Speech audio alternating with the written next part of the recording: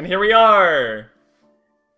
Hello everyone, welcome back to another wonderful and original DM Chronicles one-shot here on this fine Thursday evening. We'll get into introductions and things like that in just a minute, but before we start, there's a couple channel announcements I want to make in case you haven't heard yet, or missed the stream this past Monday. But the first and very exciting announcement that I have to make is that the channel now has its first official approved emote for subscribers to use. So if you are subscribed to the channel, it is now in the chat for you to use. I'm very excited that it got approved before the stream today. So that's there. If you haven't subscribed and you'd like to have access to that, hey, there it is. Thank you, James. Heyo. Heyo. Hey, and just like that, thank you for the subscription, CamDM. I really appreciate it. The support means a lot to me, and I hope you enjoy having access to that new emote that just got approved. So thank you, that's really exciting. Yeah, other than that, I also now have a hashtag you can see in the top right of the screen right there, Filthy20. If you follow me on Twitter, interact with me on Twitter, or anything like that, and you have something you want to say about the stream, you have a clip that you want to post, comments, critique, anything like that, use that hashtag Filthy20 over on Twitter so that way I can see it and interact with all of you. So yeah, that's all I have in terms of announcements for today. So let's get into introductions. So Nani, if you would like to introduce yourself and your character first, we'll start with that. Hello. Hi, I'm Nani. I'm a spooky nerd from Edinburgh. And today I'm going to be playing a goblin bard called Skelpit, which is the Scots word for slapped. Awesome. Yeah. Slapped as in slapped? As in slapped. When you said it earlier, I thought you said slag. No. There you go. No, I think slag is the Scots word for slag. That is true. Cool. And where can people find you online? You can find me on Twitter at Noniplod, which is NONIPLOD. Pop it in the chat. Yeah, feel free to pop it in there. And you can also find me on TikTok, where I'm posting a lot of videos of my cat at the moment. That's adorable. That's absolutely adorable. Awesome. Yeah. Such an asshole. Alright, well thank you. And I'm excited to see what amazing adventures Shelpit will have tonight. Alright, James, you're up next. I am James. I run the channel Dragon Wheels that's 00, where we play one-shots and slightly different random D&D games. Thursdays we play in the Retroverse setting, which is really fun. We just played today with Nonny. Our team are currently in Willy Wonka's chocolate factory being attacked by sentient chocolate, which has been a really weird day for everyone. So yeah, check us out there. Today I'm playing a Goliath barbarian called Bruce, who was kicked out of his tribe for his rage issues. Awesome. And yeah, feel free to post the link in the chat. Definitely recommend checking out Dragon Wheels 00 on Twitch. James does some fantastic stuff over there. I was watching your session earlier today and was having a fantastic time. And thanks for coming on to the stream today. My pleasure. All right, and then last but certainly not least, Thomas, if you'd like to introduce yourself and your character. Hello. My name is Harry Ballin.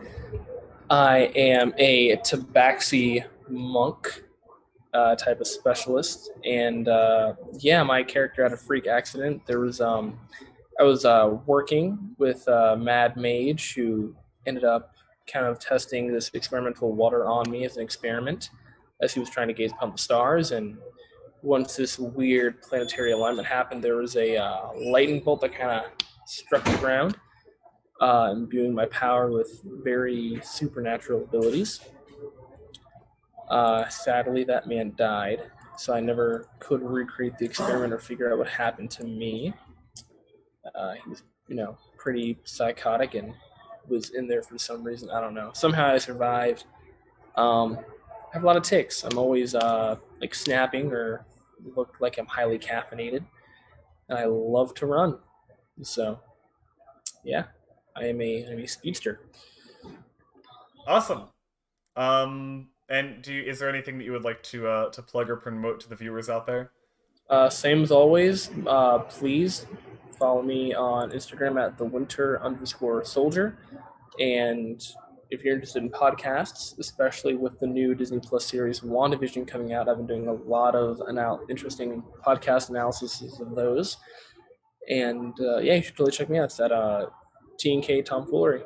And I will send Bravin it through DMs. I will send him a link so you all can check it out. Well, you can post it in the I Twitch chat. cannot because I still have forgotten to make an account. And okay. Privileges. All right, then I will post it in there for you if you I DM appreciate it. What are you sending it to? Are you sending through Discord? Yeah, I'm sending it to you in your DMs, and it'll. Okay. Yeah. Cool. All right. Yeah. Here. Give me a second. Okay. Well, once I get that, I will send that into the Twitch chat so you can go show Thomas some love and support. And you do love me. And thank you, Thomas, for coming onto the stream today. It is always a pleasure. Okay. So I guess back to me. If this is your first time here and you haven't seen me before, my name is Bravin. This is my channel, DM Chronicles, where I run these original D&D one-shots. So if you've managed to find your way here tonight, thank you for coming, and I hope you enjoy what we have planned. So I just sent it to you. Awesome. Okay, then... Thank you so much.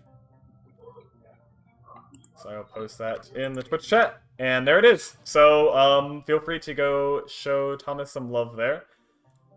And yeah, let's get started. So, for tonight, the three of you will start with a very simple and regular start for a D&D one-shot. The three of you had camped the night on the road and are awaking to a cool spring morning. You are currently traveling to the village of Perel, and you are a very short distance away from there now. But yeah, basically just waking up, breaking camp, and getting back on the road. Well, Skelpeth and Bruce, I suppose that we should probably, any of you want to race? We could race. No, Bruce, no race with Harry. Harry cheat. Cheat is such a strong word, Bruce. Fine. Skelpet could race with Harry, because Skelpet will cheat. Oh, really? Okay. Do tell. I'll get in a running position. I'm assuming it's just a straight shot. Oh, Bruce will do the cleaning. Thank you, Bruce. I truly appreciate it. We'll do a circuit. Circuit, okay. Okay. Because it should be long distance, right? Long distance circuit. Mm-hmm. Okay, I'm fine with that. Yeah. I'm fine with that. Yeah, maybe like a cool 10K race or something. Like a whole 10K race? Yeah. Why not? Are you starting a 10K race right now? I guess so. Maybe not. I have in my head like you know the whole all around the world in a couple seconds speedsters.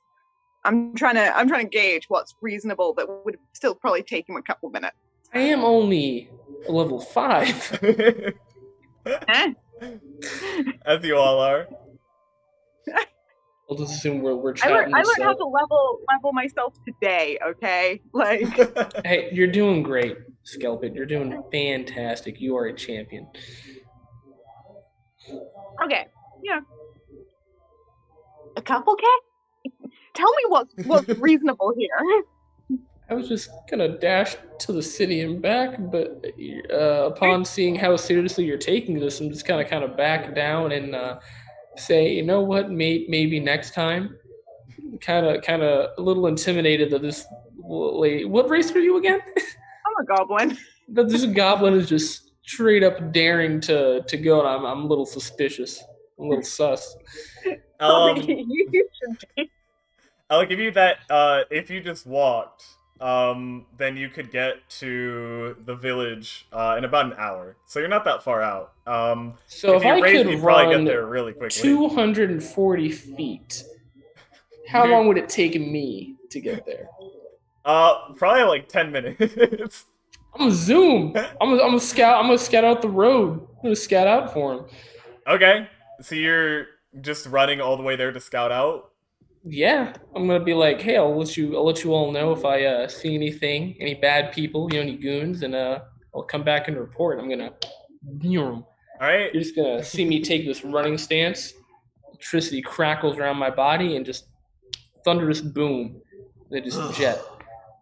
Show off.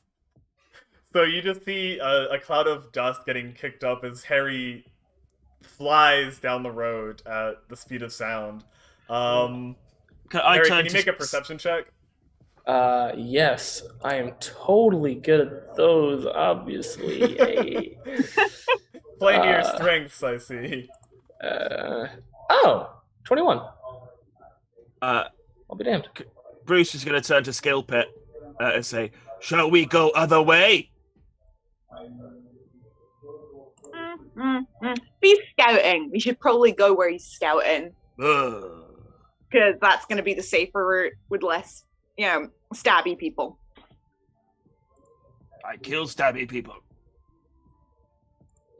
And rather...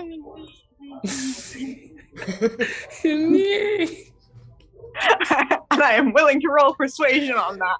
Bruce is going to start to this. Bruce is generally nice. He's just joking about. So Bruce will start walking to the city. Okay. Harry, what'd you get on that perception check? I told you, 21. Oh, 21? Okay. Mm-hmm. Yeah, so as you're kind of flying down the road, towards Perel, kind of looking around, the road seems to be pretty much empty, up until you get to the village. So what's at the village? So Perel is a relatively small and nondescript village. There's not really much there except a few cottages, a farm and things like that. But the village sits at the base of this large mountain that's a part of a whole mountain range that sort of borders the forest that you had been traveling to previously.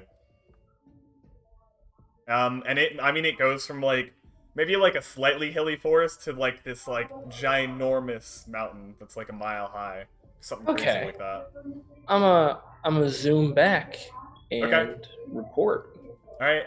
So after Skelpit and Bruce, after you guys have been walking for about 20 minutes, you see the dust of cloud quickly approaching.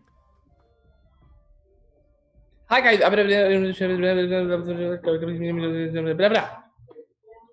Now do it in common. Sorry, I get a little excited. I talk really, really fast. The path Bruce looks very happy he is not your girlfriend.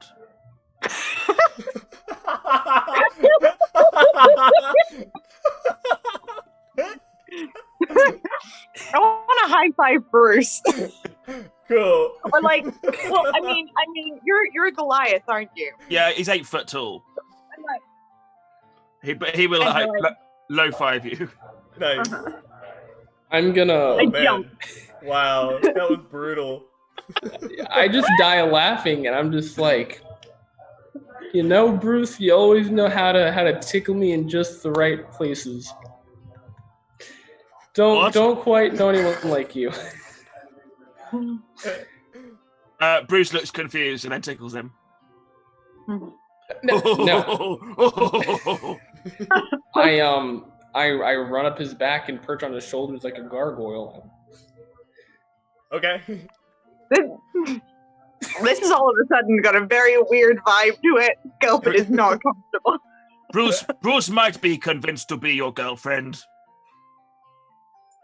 I'm just gonna kind of look at Skelpit, help a brother out. Help me out. I don't know what's going on. I'm so confused. I'm Just- kind of eyeing the two of them up, and I'm gonna be like, so push my jacket to the side because I've got like a bunch of like bottles of liquid just kind of on a wee holster, and I go, I've got something for the going too fast thing if you want, and I can sell it to you at a very reasonable price. Ooh. I think if I were to slow down, that would not be good. That it would have to be very, very strong. I just meant with your girlfriend / Bruce. Like That's not. I'm not gonna do anything with the running or the racing or the whatnot. No, Bruce not have sex until after marriage. All right, big guy. The road ahead is clear. Oh, you should have said. I really should have. Yeah, it's that kind of party. Really should have. I'm loving this group already. These are my type of people. Let's go. Popping off. Ah, Gonna be busting Bruce later. I'm getting some stick for being shaved. Like in the chat, not in life as well. In life as well. Yeah. Only imagine. Could only imagine. My love must do. All right, yeah, cool. we're walking along. Yeah. Because you managed to do. So yeah, you guys travel the rest of the way. Traveling for the rest of the hour. And you make it to this little village of Perel. As I described before, at the base of this huge, menacing mountain. The village itself is like very small. Even like the houses look, or like the cottages look to be smaller than usual. Almost like not necessarily miniature, but I mean we're talking about like some of these buildings are only like Bruce could probably, it might be taller than some of them. Oh, this village not built for Bruce. Built for me, though. As Bruce you guys, I barely noticed that they're not normal sized. Bruce will have poor back. Oh, buddy. Bless your heart. So as you guys are sort of like walking into the village, you can see a little ways up the road. There's 3 gnomes that are sort of standing around talking to each other, and one of them catches sight of you, and you see his eyes widen up, and leaves the other 2 and then runs up to you. This little little like red-headed gnome with little round glasses on his nose. Hello, gnome. Before he comes up, I'm just gonna kind of like look at Bruce and be like, "Hey, you want to make a wager on how far we can kick them?" No. Bruce gets in trouble for kicking gnomes. I wouldn't get you in trouble. I'd support you. Still no. What if I gave you like say 100 gold? Money up front. Half I up want to front. see someone drop kick a gnome. No, I have bad memories of gnome kicking is unlucky in Goliath culture. No. But in this land, it's considered lucky. Can I roll persuasion, or better yet, do a history check, maybe a deception check? Wait, what are you trying to roll for? Really trying. I'm trying to convince this man to kick a gnome with me.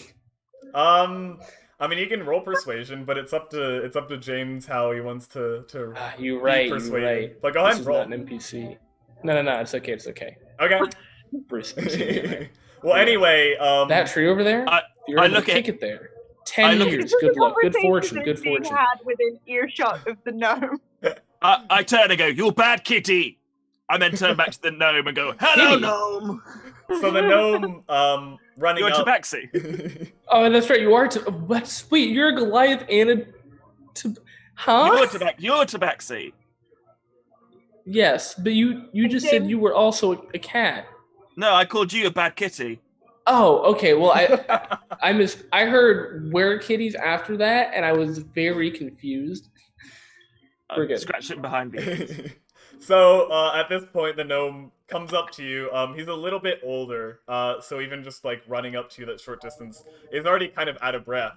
And he's sort of panting, and he looks a bit panicked, running up to you. But after he takes a few seconds to catch his breath, he looks up and he says, please help us. The village is in terrible, terrible danger. Gnome humor. It's not a joke. You're travelers, you're adventurers, are you not? What if we just said no? What if we just straight up said no? We're not adventurers. I mean, I'm gonna look at my fake watch and be like, I don't know. Right price.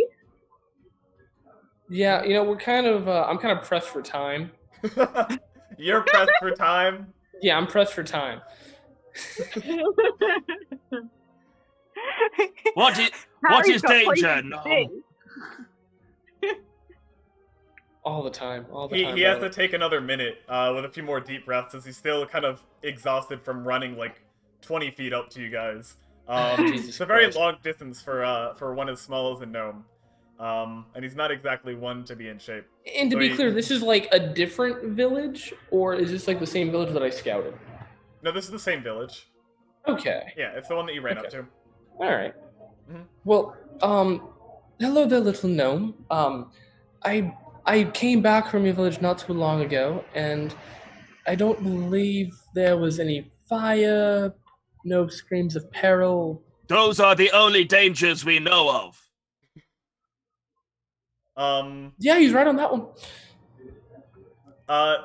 Almost as if in response to what you're saying, this large boom rings out, from the, like across the land, and you see that, a dark cloud has sort of formed around the peak of the mountain, and lightning had struck the side of it.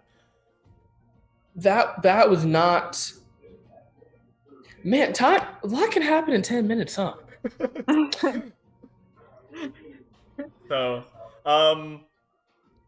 he finally catching his breath again and able to get enough oxygen in his lungs to say words again. He says, please, we sent one of our own up to make the pilgrimage up Mount Rolski, but it's been 3 days and he hasn't returned. Please, help us. If you don't, our village could be doomed. The mountain, it angers. Bruce know how mountain feels.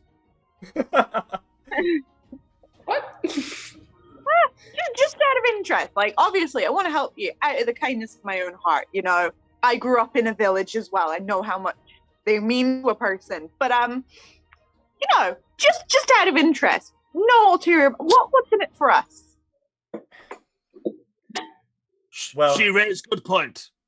Hey, do I notice any like pouches on this gnome? What does he got on him? Yeah, what do you got on him?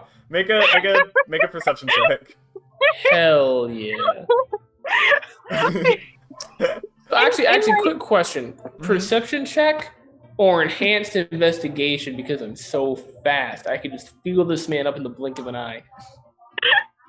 I mean, if you were to do that, he would notice. If you wanted to try to do that, I would do. I mean, he's a gnome. I don't care if he notices. I'll just feel him up. There's been a lot of racism towards gnomes in this session so far. In my head, this is very that's much racist, Bruce. You should not talk like that. Shaking. It's very insensitive. As I'm just this is what. this man down. Bruce didn't care. Nope, you said it. It's in character. No takes these backsies. Oh no, I didn't do my character. No tabaxis. Take these back. No tabaxis. Out of the village. But before you do that, Harry, let him get a few more words out first. I'm sorry, and then I'll let you try to rob him. So he takes another deep breath, and he says, let me explain a little bit. The mountain here, Mount Rolski, has always been a great danger to our village, but here we worship Eldath, and she protects us as long as we make an annual pilgrimage to her shrine up there, kind of pointing up the mountain. But without, if we don't burn simple incense at her shrine, she loses power to protect us from the mountain, and it's just a catastrophe waiting to happen. Normally, it's not an issue, but I don't know what happened to Farum. We sent him up there 3 days ago, and we haven't seen him since. And the mountain has been getting angrier by the day. I fear that we don't have much time left. So, out of interest, what happens when the mountain gets angry? Well, Mountain, punch the village. if you stick around for long enough, I'm sure that we'll all find out. But I'd rather avoid that if we can. Anyway, and to answer your question, gesturing to you, Skelpit, while I don't think our village has much that we can offer you, I'm sure that if you were to I mean, you have your clothes, don't you? We'll take those. I believe that our goddess Eldath is usually a generous one, so she may bestow her blessing upon you should you decide to help us. But Bruce, not listen very good. You want Bruce to punch the mountain? I'm not sure that will be too effective. Yes, Bruce punch mountain. Please, just You're a rock star. Bruce starts running towards the mountain. Oh, okay. And he kind of is just like looks defeated as you're running toward the mountain. I'll let him go for a bit. Are all 3 gnomes still there? Yeah, the other 2 are still standing back where they were before. Yeah, I'm gonna go ahead and snatch their clothes. You're going to snatch their clothes? Yeah, I'm gonna snatch their clothes. Got quick hands. You see, you're gonna like forcefully undress them. I mean, I'll take what I can get, you know.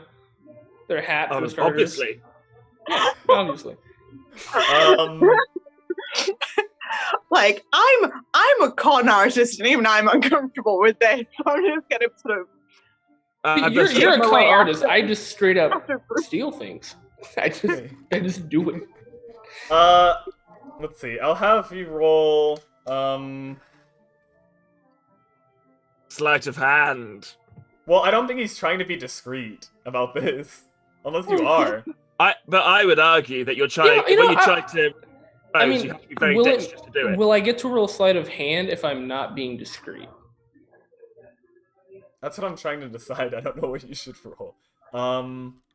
I mean, sleight of hand for quick, nimble, agile fingers. Oh, this is getting weird. Let me look something up real quick.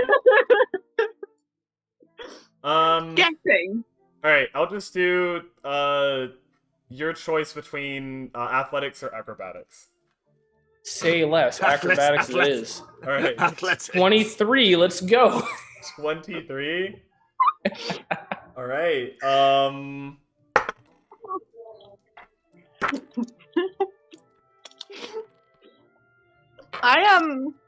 want to echo the thoughts of Cam DM in chat. What gnome hurt you? It was actually the mage that turned me. It was very. They were a gnome? Yeah. It was horrible. When you say turned you. Yes, that gnomed me. Oh my god. Anyway, you successfully tear the clothing off of all 3 gnomes, leaving them in the street in their undergarments. And now you have 3... I mean, they're not, like... they weren't exactly wearing nice clothes. They're just, like, villagers in a tiny village, so... It's still fabric I could sell for some type of change. I guess, yeah, so you now have 3 common gnomish outfits in your possession, and have left these 3 half naked in the street. Sucks to suck. At least now if they die, their belongings won't burn or get destroyed. Do you think the mountain is going to set fire to them? I don't know what the mountain's going to do. It's better to act Why would the preemptively. mountain do that? It's like the only disaster that Harry could think of is fire. The gnome comes over and sort of like nudges you, and he's like, sir, can I have my garments back, please? And I'm gonna run after Bruce. Okay. Yeah. Leaving Skilpit there. Oh wait, yeah, no, I'll run like halfway, run back, grab Skilpit's hand, and then run again. Skilpit, are you gonna go with him? Are you going with him? Oh yeah, I am very lazy. If I do not have to run myself, I will. Okay. So the three of you catch up to Bruce, who is charging the base of the mountain currently. There's a clear path that seems to lead to the mountain going up. So I'll assume that you're following that. Yes, that's definitely what Bruce would do. Bruce grew up in the mountains before he was banished. He was banished from his mountain tribe for punching the mountain too much. Mm-hmm. For him, this is personal. Okay. God. Alright, cool. Yeah, so, Harry, you very quickly catch up to Bruce with, Skilpit in tow. Bruce is still charging the mountain. My speed's actually quite good. I got 40 feet of speed. Oh, okay, yeah. So you're pretty fast then. That is pretty good. All right. Yeah, barbarians. Bruce, the path starts to slope upwards as you're like running at it, sort of like the base of the mountain, I guess. You can't stop me, mountain, with your pesky slopes. Are you gonna keep running up? Oh yeah, I'm going all the way. Okay. I'm gonna start I'm gonna use my start full on running up as well. Interesting fact about my class: difficult terrain does not affect me when I'm running. Okay. This wasn't difficult terrain anyway. I didn't know if it but was. that's good to know. All right. So are you just are you gonna run ahead of Bruce or? I'll scout ahead again. Okay. So as you're traveling up the side of Mount Rolski, as you've learned the name from the gnome who you stripped in the street, or one of them at least. What did I say? So there's a river that that runs down the side of the mountain, and this path sort of follows the river from the base. Mm-hmm. So yeah, kind of going up that. It's honestly very nice. There's still plenty of trees and greenery at this point. And the day has started to warm up a bit. Like I said, it was a cool spring morning, kind of warming into a nice day. So the weather is very nice out today. You can see some different animals and plants and pretty flowers and things like that. Okay. The river's sparkling under the sun now higher in the sky. Okay, so Harry's carrying Skilpit along at the moment. Oh, are you still? I have not let go. All right. Yeah, so no, Skilpit's enjoying the view and is having a snack. Cool. Oh, okay. So, with her in tow, that will slow you down a bit, but you'll still be faster than Bruce, I believe. If you're using, your full speed. Yeah. What is your base speed, Thomas? 50. Alright, so yeah, as you travel up the mountain, you notice that the river begins, it sort of widens, as you're traveling upward, and eventually it gets to the point to where it's spilling over the bank onto the path, and you're sort of running through the water. It's ankle deep, going up the side of the mountain. And Bruce, you're starting to notice that as well, that the water's sort of risen a bit. Mountain is trying to stop Bruce. Clever Mountain.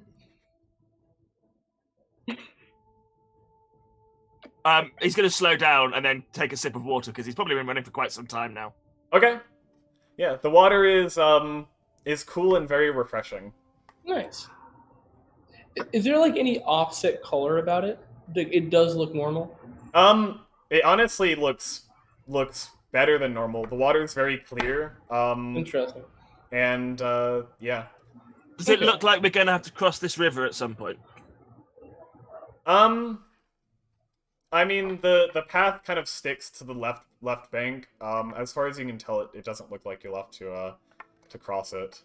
Cool. In that case, after a brief water break, Bruce is going to carry on. Okay.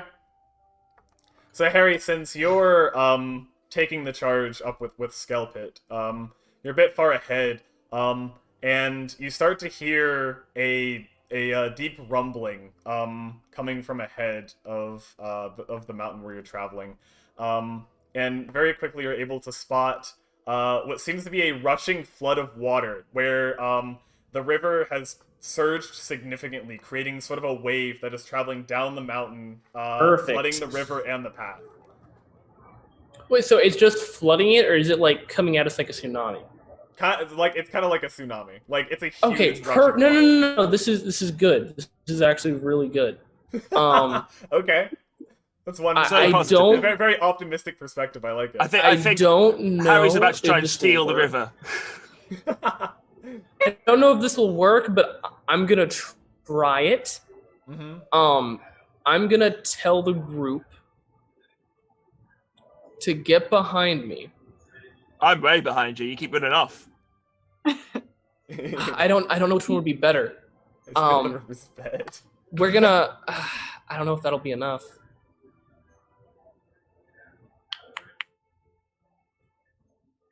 That might work.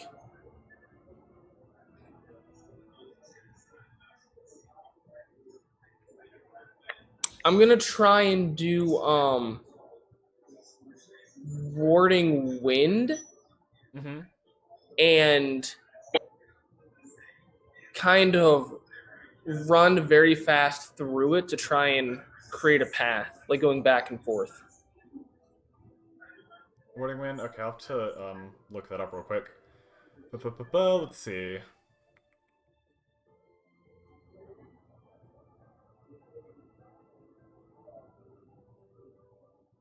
Oh, interesting.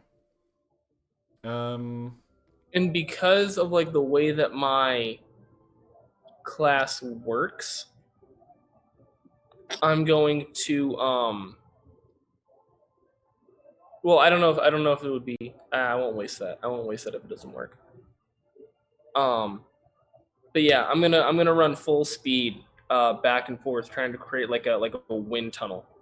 Okay. So I will say you've gone far enough ahead to where obviously you have Skelpit with you, sort of carrying her along. Bruce has been left far enough behind that he's kind of on his own. How Bruce likes it. So he loses less clothes. I will then instead set Skelpit down and go back down the mountain to try and do that for Bruce. Are you gonna? You are fast. Okay, so you're gonna run back down. Yes, if Skelpit is safe, because you said we were far enough ahead. Safe from. So, like the way that you word it, are you saying that like Skelpit and I are like we're already so far up that we see the tsunami happening? It's coming at you, so you've just got gravity's pretty fast. And then okay, well then Skelpit, you got this. Bye. Oh, okay, yeah, never mind. Sorry. If there are any trees or anything nearby, I can kind of skitter up them. There are trees. Yeah, I can skitter up a tree out of the way. Can Bruce see the tsunami? You can't see it yet, because you're a bit farther behind, but you'll be able to see it soon.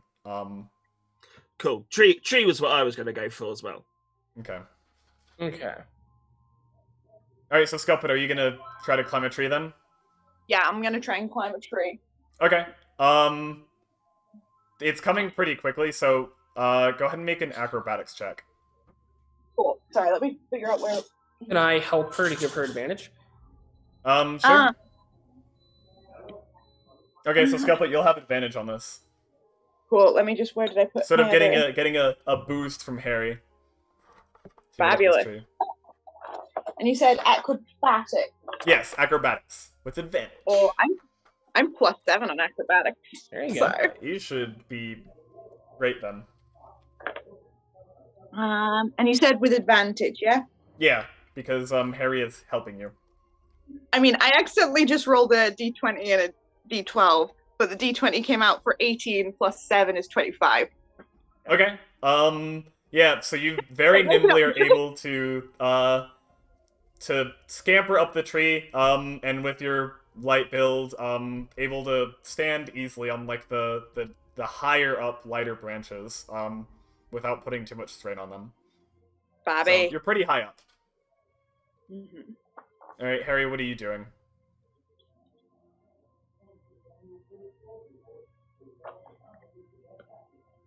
I'm going to. If she looks safe, I'm just going to go back down and warn Bruce. Okay. So you start running back down. Scuppet, pretty like maybe like 15 seconds after Harry leaves, the water starts to rush. And you feel the tree starting to be pushed as it starts to tilt back from the force of the water. Bobby clinging on very tightly. All right, and then Harry, you're sort of running down, and soon you can see Bruce, but the water is starting to catch up to you. So How far away am I from Bruce?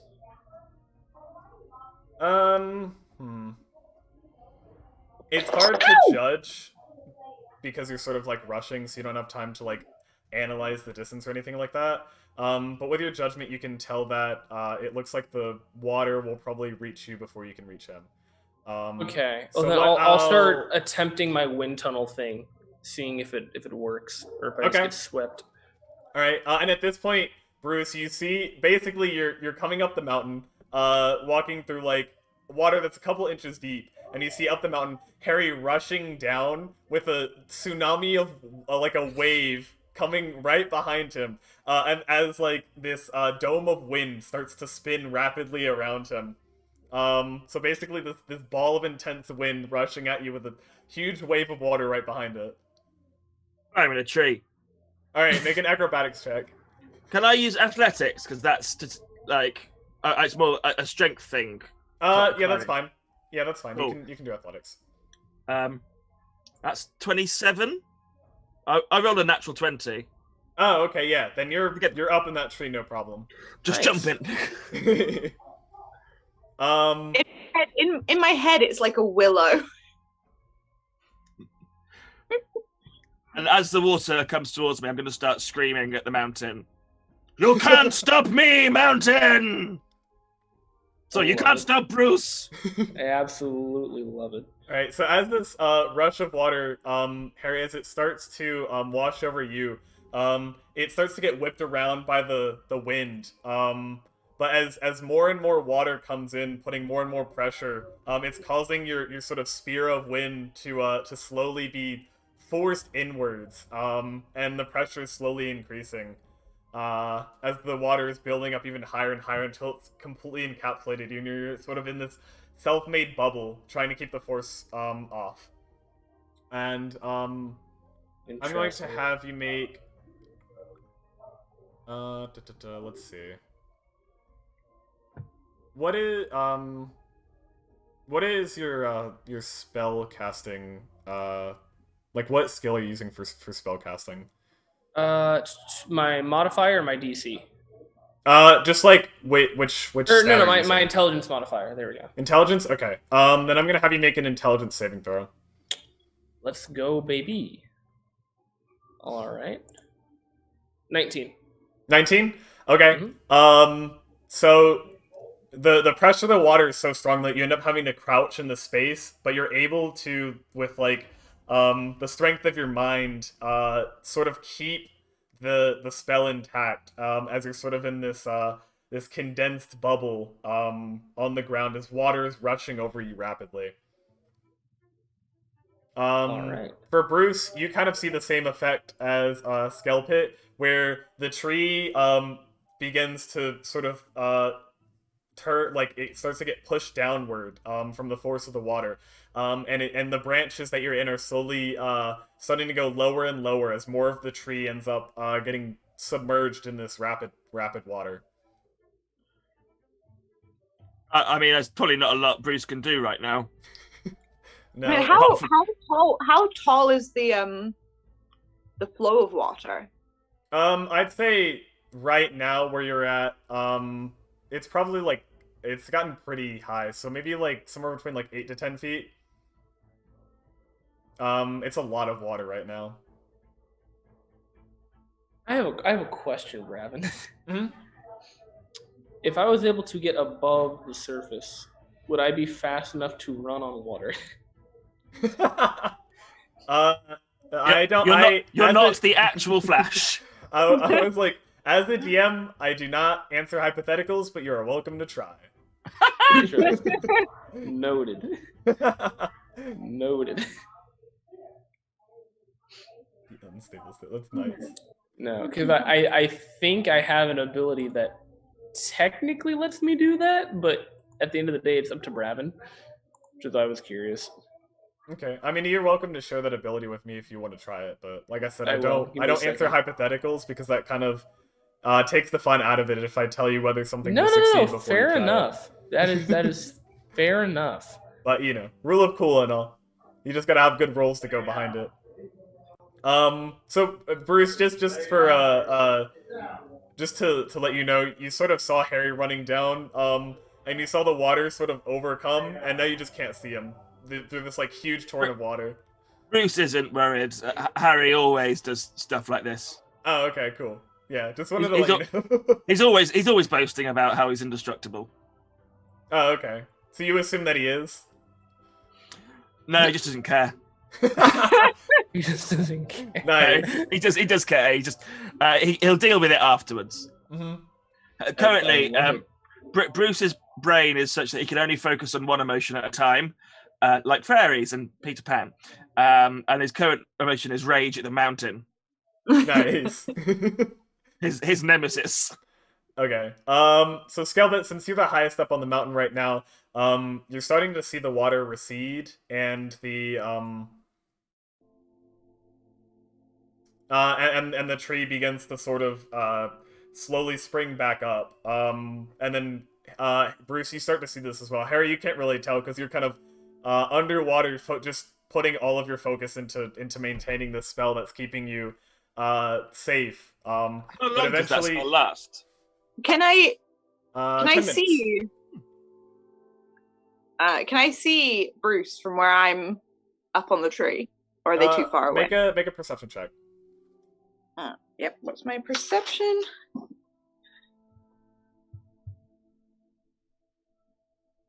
+3. 16. 16? Okay. So yeah, looking down the mountain, you can see, you said you were a Goliath, right? Yeah, so you can see see Bruce, this Goliath, sort of up far ways down the mountain, but kind of like, in this tree that's sort of bent back and like waving around as the branches are sort of swaying with the water. Jesus. You can probably hear him screaming with rage. Yeah, and Harry is nowhere in sight. Okay, but like they're too far away for me to really shout for them or anything. Yeah, you can tell they're definitely with outside of shouting distance. So Okay. eventually, the water recedes, and sort of washes down the mountain as you guys end up being safe. Harry's sort of at the end of his strength, having to, use all his energy to maintain that spell.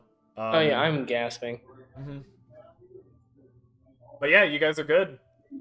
Babby, I'm gonna scramble down the tree and have a little packed lunch while I wait for them to catch up to me. Okay.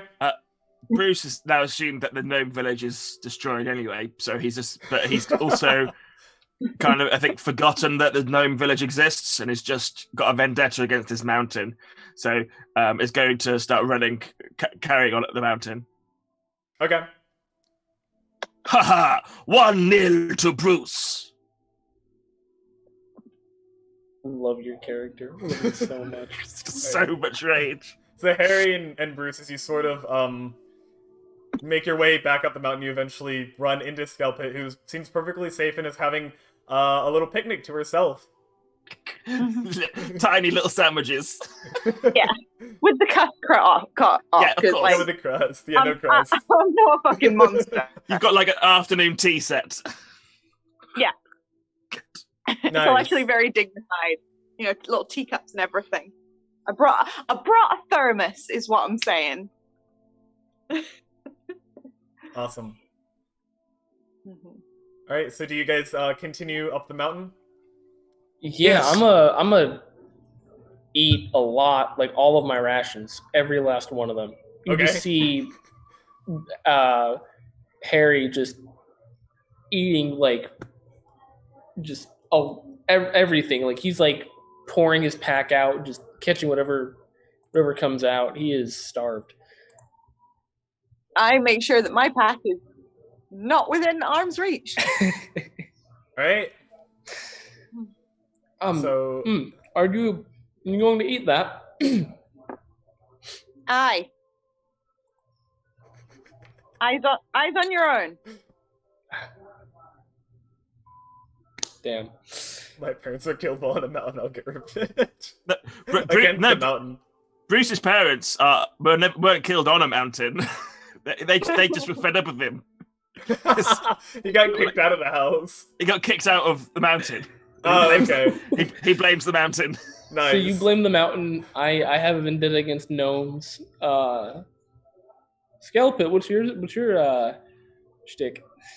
Just likes tea. I was bored. Bored. Yeah. Boredom. My worst enemy. This looks like fun. Nice. Awesome. Yeah, so you guys continue to travel up. It seems to be relatively dry as you continue to travel. Until it's not anymore, as it begins to rain.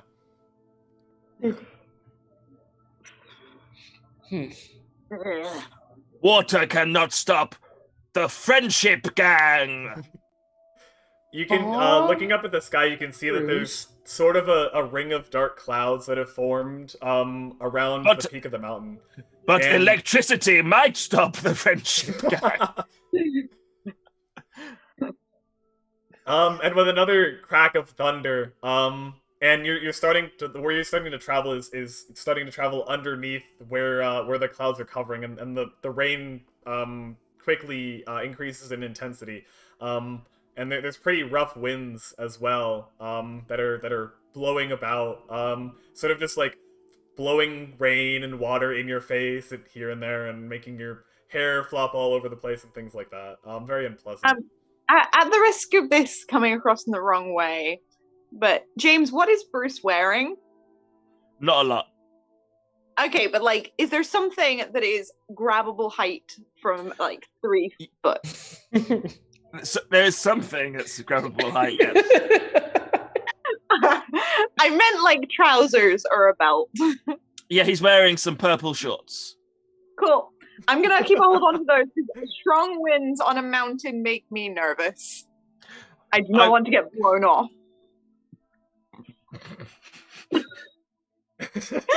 So, moving on from that, I think we should very quickly move on from that that discussion. Yeah, this is So, at this point, you've made it far enough up the mountain. They're still following the river, but the environment's starting to look different. Less forest and trees, and more starting to look like the rockier midsection of the mountain. As you've made a fair way up. okay. The wind and rain has gotten pretty intense. It's not necessarily a threat to you, just more of an annoyance. So not immediately dangerous, but you realize it may be an issue as you come to a part of the path ahead. It takes a sharp right, and sort of wraps its way around a rocky wall on the side of the mountain. And as it makes its way around, the path gets thinner and thinner, to where there's a large portion of it that is so thin that you would have to walk sideways one at a time, in order to make your way across. Looking down, a bad step would probably send you tumbling into a deep gorge below. Don't like that. Goliath's like Bruce has grown up on mountains, so he's probably used to this. But he will also turn to the other two and go, "Maybe you two go first, in case I break ledge."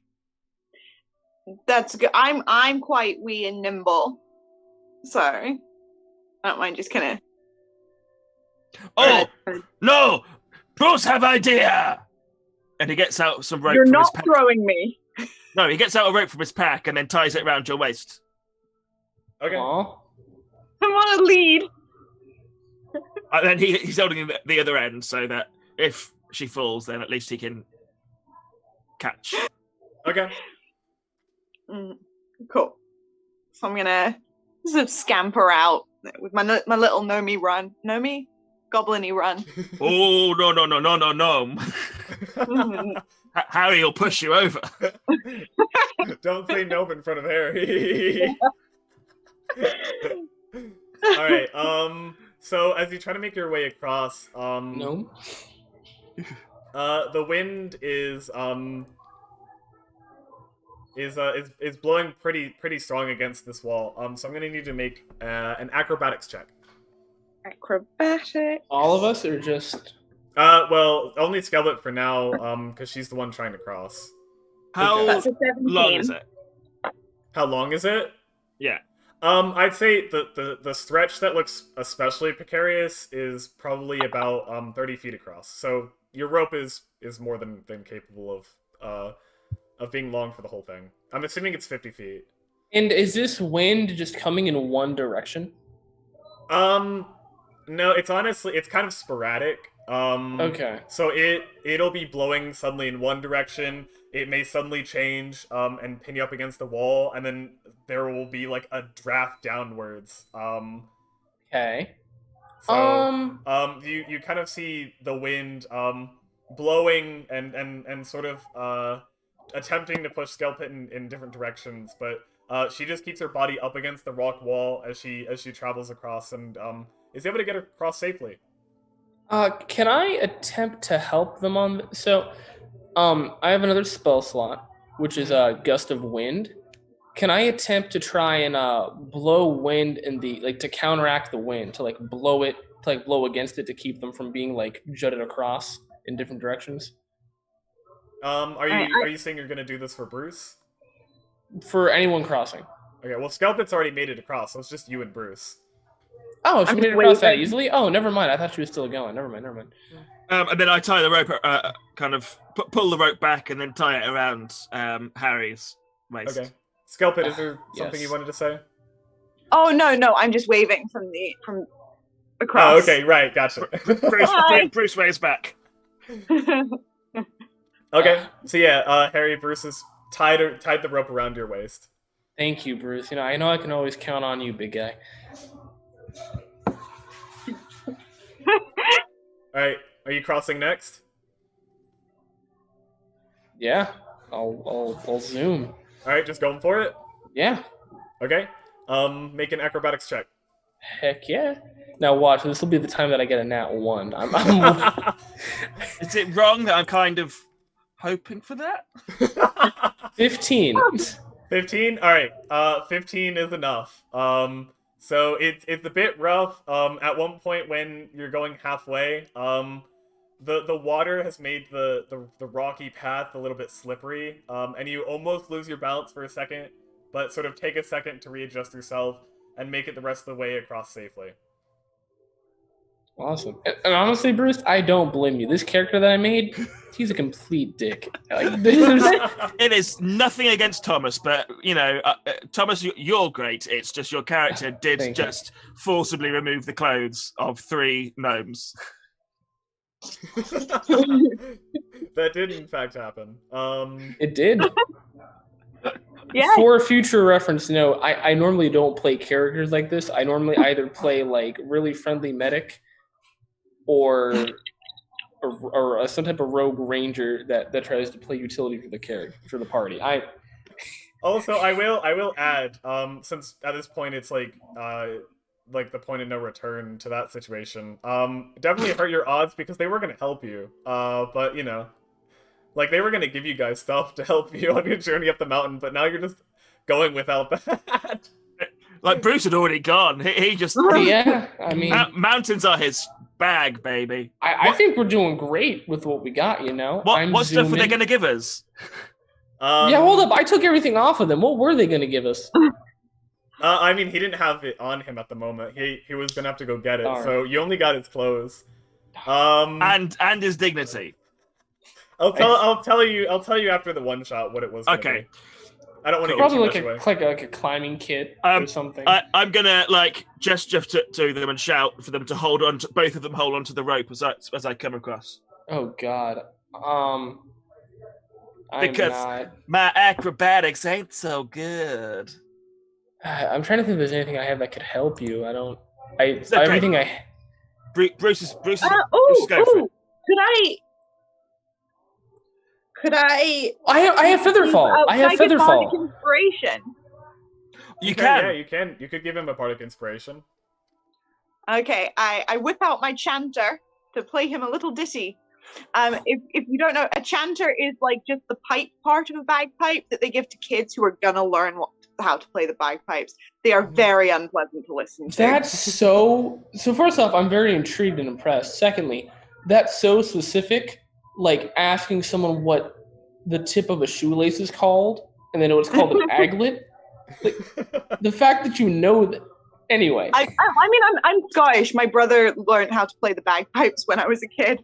I had to hear him play a chanter. I need to ask how you and Bravin met. What is the dice for bardic inspiration? Is it a 6? I think it's a D4, I believe. No. At the 5th level, it's a D6. Oh, does it increase? Okay. It's a D8 at level 5, apparently. Oh, it is? Oh, wow. Okay, cool. It starts at D6. That's good because I rolled an 11. Alright, so you can add a D8 to that. I have Featherfall at the ready. Okay, so all in total it's 15.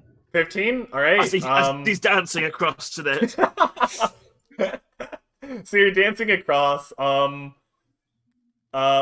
whipping around you, precariously. You sort of like a Michael Jackson video.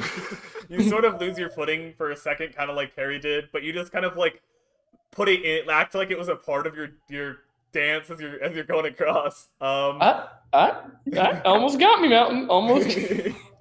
And you make it to the other side, almost tripping over the ledge as you step onto the to the expanded path on the other end. 2-0, Mountain. Click the V's at the mountain on his behalf. Yeah, I'm saving all my attacks when it gets to the top of the mountain. Quick question: can I use cutting words on a rock? That is a good smashing the words cut through the rock. Cutting words.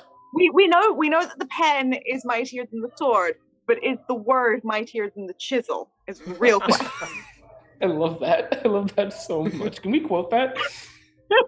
Is there like a quote channel for this? I wish. You could clip it.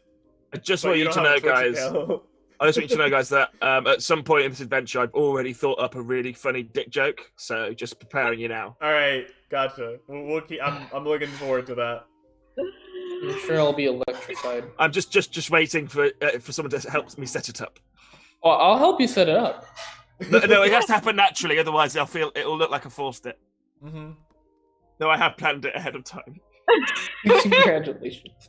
And let us all know that you planned it ahead of time. Yeah. Come here. It'll just be. Boy, come here. It's going to be great. Yeah. Is there a furry thing? Yes, I do have a furry thing. I don't know if he's gonna Stop pop. talking about his We can't see penis. him. Look at Oh, him. there he He's is. so cute. Yeah. He's a good boy. He's a good boy. Good boy. Oh, thank you. And Thomas, Yes. you do have a lovely penis as well. That was not the joke, Cam. Don't worry. Was that the joke? Wonderful. That was just amazing. a bonus. Thank you. No. It's great actually. It's The penis. There we go. Oh. Oh. Thomas, what is wrong with you?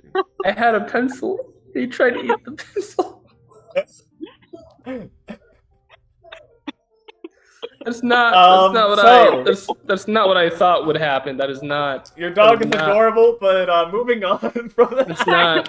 That is not what Quickly. I planned. Very quickly. Hurry up. So the three of you continue up the mountain. The path stays wide enough for it to be relatively safe. But as you continue to climb in elevation, what was once rain and rough winds turns into freezing snow and ice. Nice. That chills How you interesting. to the bone. The temperature drops rapidly. Especially to, me, to I don't well have any be armor. below freezing. And all three of you now wet and very, very cold. You start to shiver uncontrollably. How deep is this snow? Just out of Considering it's like the storm only formed today, I'd say the snow itself isn't very deep. Maybe like an inch has gone down at this point. It's snowing pretty Okay. heavily, but it hasn't been for very long. How many inches have you got? Oh, is that the joke? No. You've been waiting. No. Nope. But it is the Oh, joke. no. It's another one.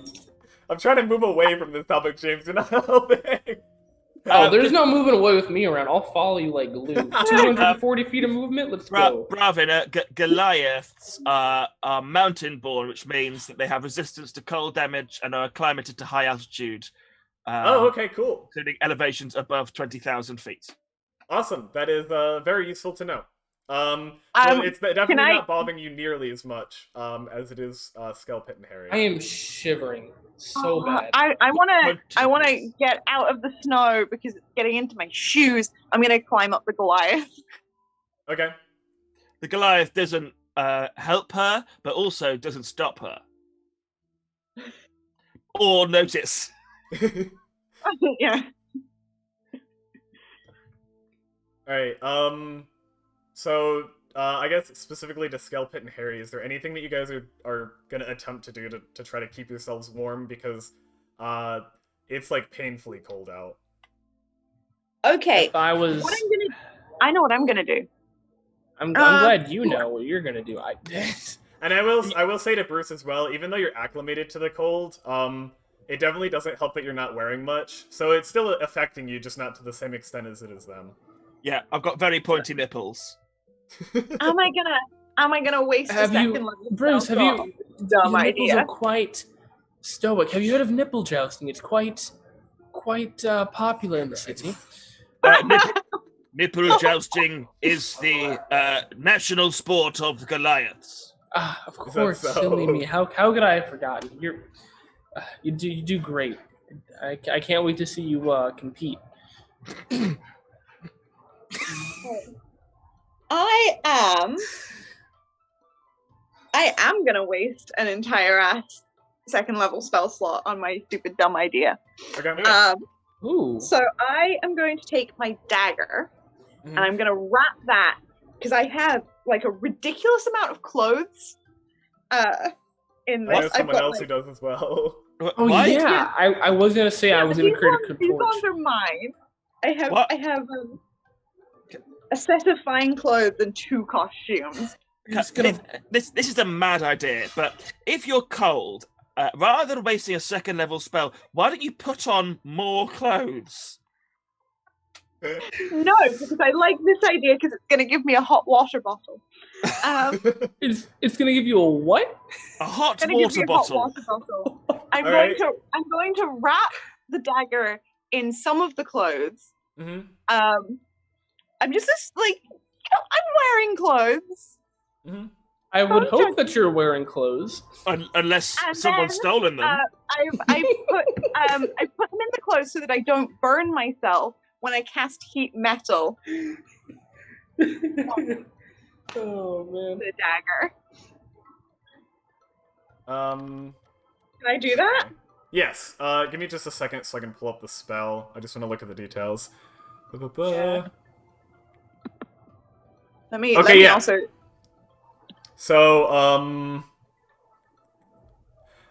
let's actually see, since that's how the spell works. Go ahead and roll damage on that. So it'll be 2d8s. Cool.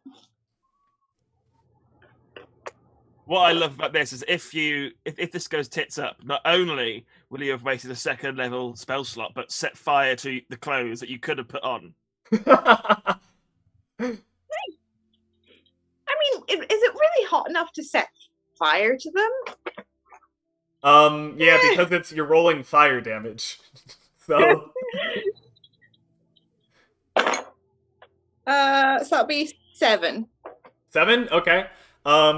So carefully holding the handle of the dagger as the blade begins to well, you can't really see it glow because it's covered in clothes. But you see sort of a glow starting to emanate from underneath the clothes. And the fabric of the clothes starts to turn orange as embers form, and embers turn to flames. And it begins to burn wrapped around this dagger that you have. But burn it's not a very big flame. But as it's just barely surviving in the strong winds that you're in right now. So you're doing your best to kind of like cover it. If I'm not being hurt by holding the dagger by the handle, I'm just gonna keep it because that's still flame, that's still warm. Mm-hmm. Yeah, so it gives you a bit of warmth. Right, let me. All right, Harry, how about you? See, all of my utility revolves around either illusion, so people can't hit me, or lightning. And given that we were all wet, lightning is probably not the best way to stay warm. I don't imagine it is. So there's not really much I can do. I will attempt to use the clothing that I stole from the gnomes as maybe like a makeshift mittens and Okay. like a hat, and like maybe like a toboggan or maybe like a scarf. Yeah. Something So like that. you take the 3 very small outfits that you had before, rip them apart. You wrap it sort of around your hands and up the up part of your arm. Trying to just like cover whatever parts of your body that you can with what little cloth you have from tearing those apart to attempt to keep yourselves warm. So as well, actually, let's just go ahead and do this. I'm gonna need everybody to make a Constitution saving throw. Beautiful. I love it. We love to see it. We love to do it. I got a 5. That'll be a 10 for me. Okay. Hell yeah. That'll be a 26 for me. All right. Cool. I was actually gonna give you advantage, Bruce, but it seems you don't need it. I rolled a natural 20, so I'm okay. Okay, then yeah. God damn. You're definitely good. That was excellent. Cool. So, Burn, baby, burn. Disco Inferno. Love your taste in music. okay, cool. He loves disco. As you're sort of walking up against the rough winds of this now blizzard-like conditions that you're in, a sudden flurry of hail sprays down onto the 3 of you. To Scale Pit and Harry, you're gonna take 7 damage from that. Cool. I am down. You're down? No, I'm kidding. I'm like, you're level 5. Bruce, One's baby, no constitution. you are going to take 3 damage. Is it cold damage? No, it'll be bludgeoning. No, just checking. As 10. coconut-sized pieces of hail. But what do you? Man, how that's much a damage did throwback. you say I took? 7 damage. 7. Oh, man. Yeah, 7 bludgeoning. I've lost my eraser. I'm trying to figure out how I'm gonna keep track of my. On top of that, thanks to the intense cold conditions of the blizzard, Scalpit and Harry, both of you are going to suffer 1 level of exhaustion. Ooh. Oh, you diabolical. My speed's halved, isn't it? No, the first level gives you disadvantage on Ability checks. Yeah, and attack rolls too, isn't it? Or is I just think it might be. ability Yeah. checks? No, I think you're right. You're downright No, diabolical. it's just ability checks. Oh, There you go. thank God. Attack rolls is level 3, so yeah, you have disadvantage on ability checks. Uh-oh. I don't know about you guys, but I'm feeling a hot rest coming on after this passes. I don't think we have the time.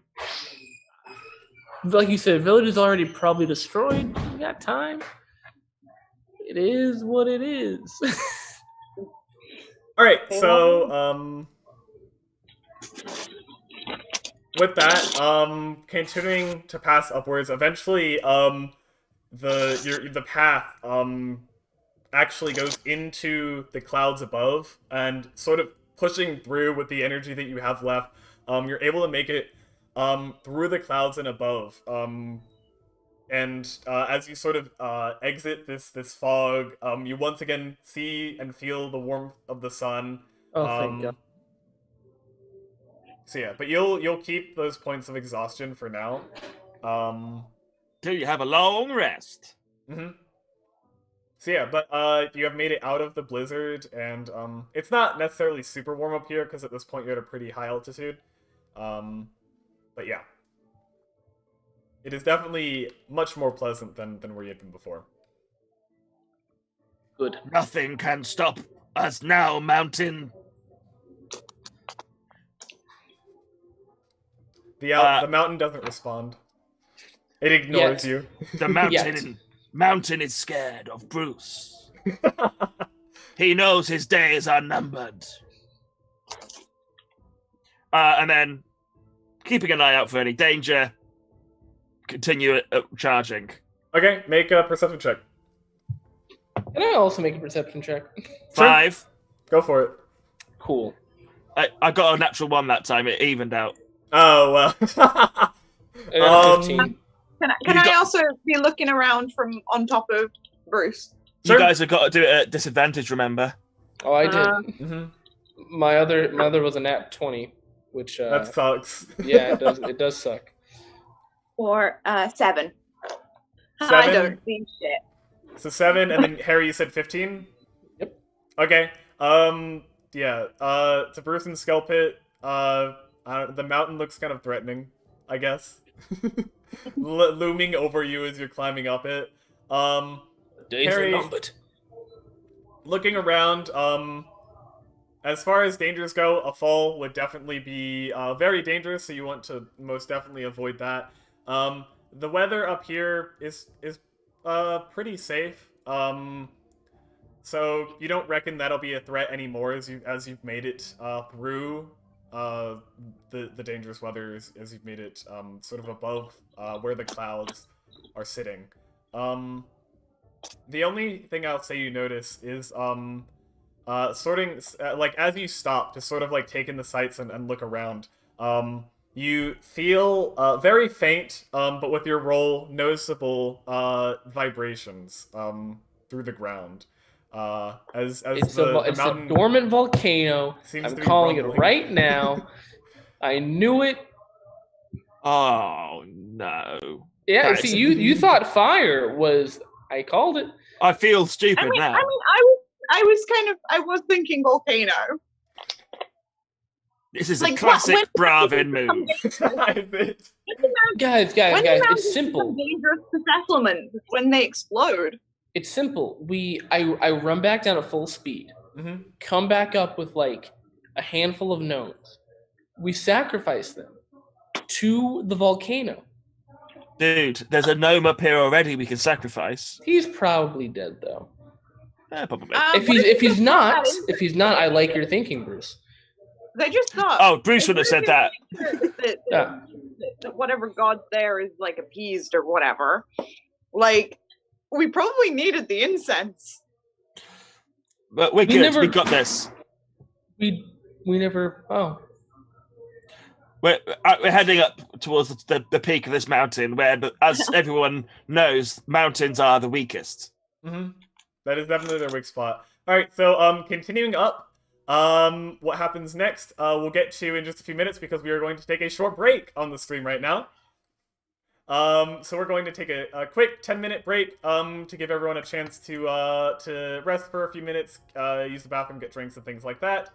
So feel free, everyone watching, to do the same. Step away for a minute, and have a second to get some snacks before we continue this one shot. Also, I'd like to take this moment to remind you that if you have Prime Gaming, the premium subscription service that Twitch offers, that you can subscribe to any channel for free every month. So if you have that available to you, feel free to use it to support us here. I would really, really appreciate it, and it will give you access to that brand new shiny emote, which you can see in the chat there. Thank you, Theodox. So yeah, it supports the channel, and it means a lot, and it allows me to spend more time here on the channel to make more cool stuff in the future. So yeah, thank you for that, and like I said, we will be back in 10 minutes, so we'll see you then, and don't go anywhere. Cool.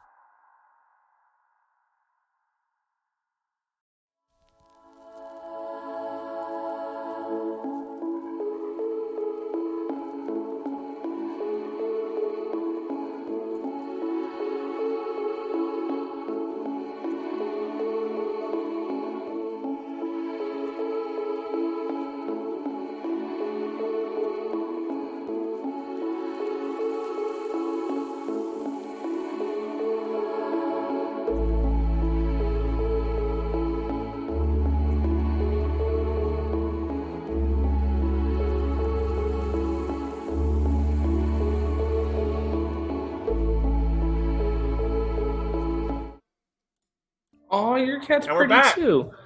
With a cat. I would name her Snowball. His name's Epsilon.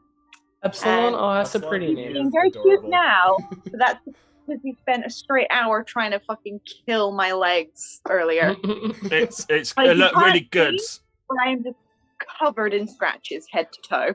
If you're lucky on stream, sometimes the cat just like dives from bombs her face from like stuff. off the Wait, sides. really? So good, yeah. Oh That's yeah. amazing. Oh my god. Oh yeah. So He does not fuck around. He will go directly for the face. Wait, Like, I he do goes have to to the ask a eye. quick question. How did you all meet Bravin? We met on that fetish website, didn't we, Bravin? Yeah, exactly. So I joined Dungeon Master because I thought it was a fetish website, but it turned out it was D&D. Yeah, we'll keep that on the down low. We can talk more about that Oh. off stream. Yeah. Oh, Bravin, you're a kinky little fucker, aren't you? So anyway. Oh man. One of those times where no answer probably means yes. Oh, it makes sense now. The long hair, the obsession with being game master. If you look in the background on top of his kind of shelf above his clothes, you can Oh, see. that is a huge dildo. Oh my god. And there's a kind of a gimp mask as well. If you look really closely, Wow. yeah. Dang. And it does actually look like he has got a dildo that he's put his Roll me headphones on. twice and call me a lucky 20. We hit the jackpot with Bravin. You guys are awful. You guys are terrible. And welcome to our last, the last time we'll be on this stream. I feel like I've I played need to this play way with too you many all more. times tonight, but let's move on. Yeah. I feel like I need to be on at least one more time until I can fully commit to making fun of you in that way. Oh, no. You come onto this one time, you're fully committed. So, you know what? Fuck it. The mountain starts to shake violently. And we all die at the end. Rock fall. Everyone dies. The path before you literally breaks off the mountain and tumbles down as a bunch of debris, completely making it inaccessible. Everyone make a dexterity saving throw. Now So hear me out. Mm-hmm. Oh no, you go go first. Oh no, you go. Jinx. Oh no, you go. No. Okay. I mean, as long as a- you're making dex saves. Yeah, as I've got danger sense, so if I'm rolling a dexterity throw against effects I can see, I give it an advantage. So I can see this effect. So do You I can get? definitely see the effect of the mountain rumbling and the ground shaking, I guess. So yeah, I'll give you that's fine. Is it just skill checks that we're making at a disadvantage now, or does that include saving? Let me check, because I think it just says. Let's see. So you will not have disadvantage. It's only ability checks. Saving throws would be level 3, so you're good. You can roll normally. Okay. Cool. 19. Ow! Fuck, sweetie. Well, that's a 19. Okay. Snap. So 2 19s and Harry.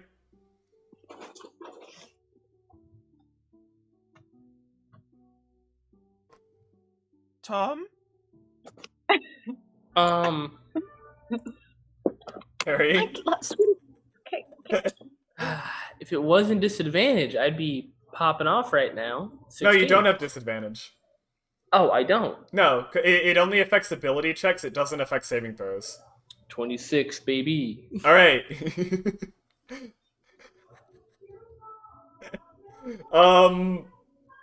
So you guys all managed to keep your balance as the earth beneath you shakes. Okay. What do you have to put up with? Harry, what is right now at this moment in time? What is your armor class? 18. Okay. Let me get that.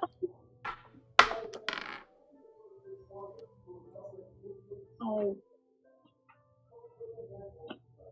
Fuck off. Those are mine. Sorry, What's Cat keeps trying to steal the dice. Cat wants to play a tabaxi. Yeah. All right. So Harry, you managed to keep your balance. But then you notice the ground beneath you starts to crack. And as it suddenly opens up, these two gigantic mandibles emerge from the earth and close around your body, as this giant like insect kind of creature emerges, having burrowed through the ground. Now holding Harry in its mandibles. So you are currently being grappled by it. I am. Yes. And let's see. All right. So you're going to take 12 slashing damage from that.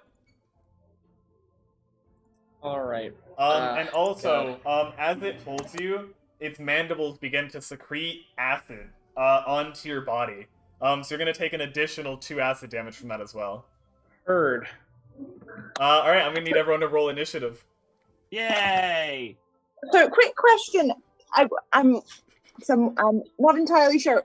Was that a crack opens up and it is a mouth and the mountain's biting him, or it was a creature in the crack? It's a creature. It's a giant, chitin armored creature. Looks sort of like a giant ant. But its head sort of it has like a spike and then comes out. It sort of has like this sort of crown like armor on its head, and you can see numerous little beady black eyes.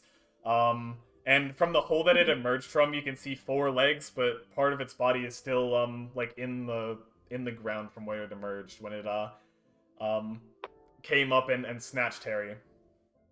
Lovely. I got a 14 on my initiative. Okay. And I always roll terrible on initiative. That's 19 from me. Okay. Really must. All right, Harry, what'd you roll?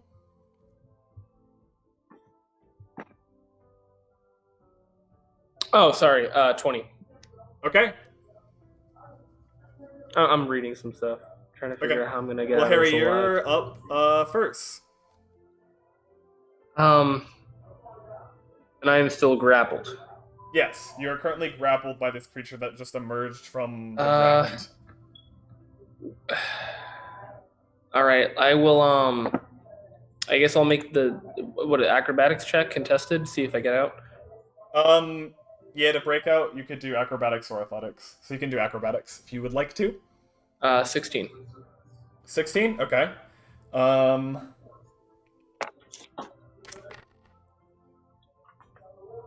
That is a 13. Okay, so yeah, you beat that. So you managed to sort of wiggle your way out of its mandibles. And drop to the ground in front of it. Okay. What actions do I have left? Do I still have like a whole action, bonus action, or what do we? So that would have been your action. Okay, I'm going to expend one of my surge points. Okay. To do action surge. Mm-hmm.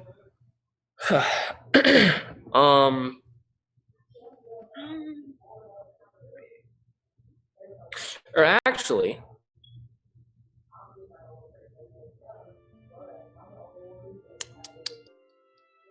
I still have my bonus action.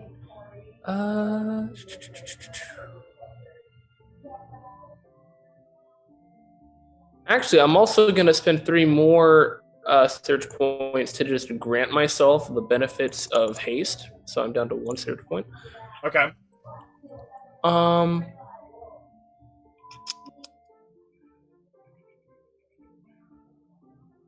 And I am going to take the dodge action. Okay. As my bonus action. Gotcha. God, I'm so worried. There, I want to make sure I don't die. That would be pretty tragic if you did. Yeah, it really, really would.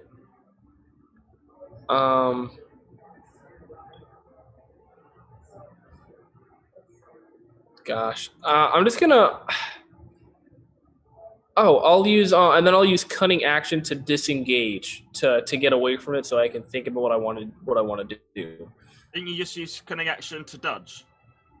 Yeah, you've already used your bonus So action. it says that I can use 1 surge point to take the dodge action as a bonus action, and then on top of that, I could use my regular bonus action. Well, no, that disengage. uses your bonus action. Oh, it does. Yeah, Okay. because dodge usually takes an action. Okay, well then To use. instead I would just take dodge as my normal action, and Okay. then use disengage as my bonus action. Is that a thing? Can I do that?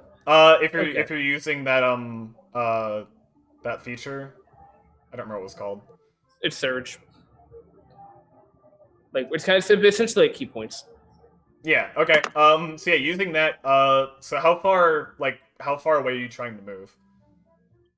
I'm gonna move my max movement speed, well, without dashing, which would be 60. Okay. So there's not quite that much space here on this cliff because, like I said, the path ahead had collapsed.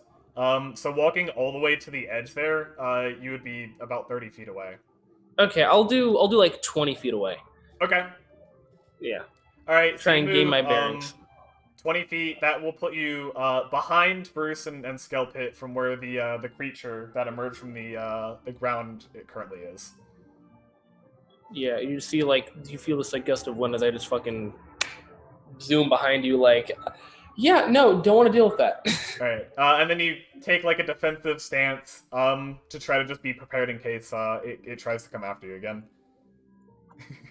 It's a very interesting homebrew class based on the Flash. Oh, are they asking what it is? Yeah, definitely not broken.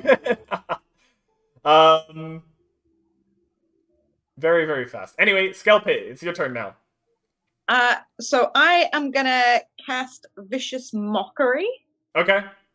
That is a save, correct? Yeah, I'm just gonna yell, just fuck off, you scuttly wee shite. Alright, sounds good. What's the DC on that? So my DC is 15. Okay. And that's And charisma saving throw? Wisdom. Wisdom, gotcha. Against 15, that is an 8, so that very, very definitely fails. And that will do 2d4 damage, and it will have disadvantage on its next attack, I think. Okay, go ahead and roll that damage. That's 5. 5 damage? Yeah. Alright. That's not how math works. There we go. Is that the end of your turn then? I have nimble escape as a goblin. Mm-hmm. So I can hide as a bonus action. Would that give it an attack of opportunity? No, it wouldn't. You're not currently close enough. You're not within like melee range of it. You're about 10 feet away. Cool. So if there's like a rock or like some kind of cover nearby, I want to hide. Okay. So you're able to find a bit of cover. Can you make a stealth check for me? Yep. And that's at disadvantage? Yes, that'll be with disadvantage because of your exhaustion. Still an 18. Nice. Okay. So you're able to sort of take cover and hide pretty well. Behind some fallen debris and rocks and things like that. Bruce, it's your turn. Bruce, it's going to be surprising. He gets very angry at the mountain coming to life and attacking his friends. So, your friends. Yes, gets his maul out and with a roar goes into a rage and charges at this creature, whatever it is. And because I am Path of Wild Magic, that means I roll on the Wild Surge table for what effect this has. I got a 7. No. Oh, no, it's a D8. Sorry, it's a D8. That's why I was confused. Cool.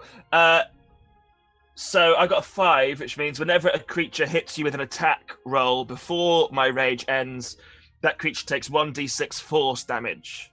Okay. As magic lashes out in retribution. Cool. And then I'm going to charge straight in with my maul and just try and smash it to smithereens. All right, yeah, go ahead and make that attack roll. So the first one is 22. That hits. And the second one is a 25. Definitely hits. Cool. So for the first one, that is 7 plus. Oh no, so plus 6. So 13 damage on the first hit. And oh, lovely. 11 plus 6. 17 damage on the second hit. Okay, so that's 30 damage total. So you run up to it with your maul, and bring your maul down onto its head, crushing the outer chitin armor that it has on its body. As it cracks, and the insect lets out this terrible screeching sound. As your maul kind of follows through, and then you bring it back up, hitting it on the bottom of the head. And you hear cracks across its body. As you've just like completely smashed in its head, looking pretty disfigured. And like one of its mandibles is hanging slightly crooked. As they're kind of like snapping together with anger and pain. Damn. So you've roughed it up pretty good, like very, very good. Good. That's I like it when you give me praise, Bravin. You did very well. Thanks. It is now its turn. Come at me, bro. Let's see. It is actually it is going to, after those hits, going to start backing itself up, attempting to go back into its burrow. So as it is trying to flee, it leaves your melee range. So Bruce, you can take an attack of opportunity if you would like to. I would love to. 19. A 19 hits. All right, go ahead and roll for damage. So 11. Only 11. Okay. So as it's starting to back away, you one more smash with your maul. You hit it right between the eyes. And with a like drawn out screech, it sort of collapses and its body slides a little bit into the burrow, dead. And then Bruce shouts, "Bruce hates stupid insects made out of mountain."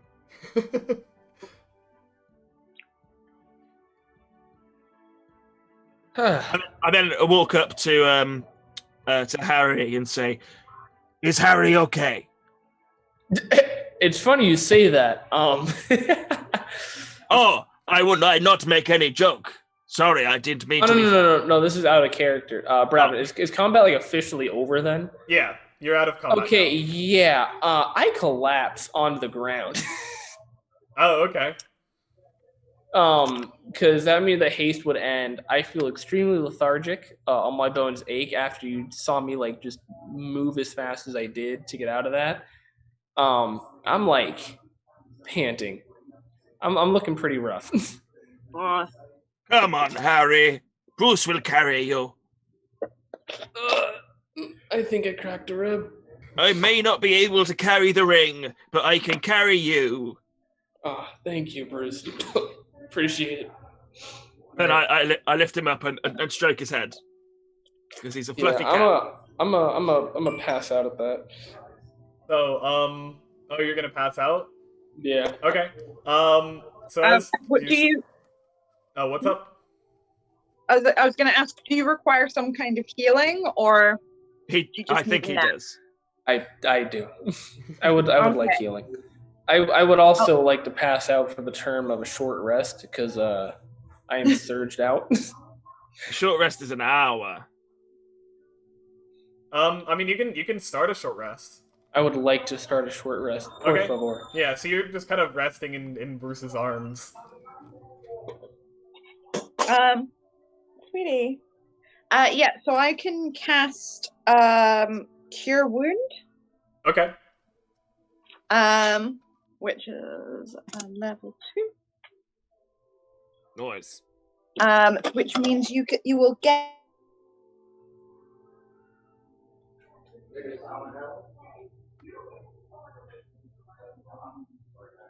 Oh, I think we might have lost her.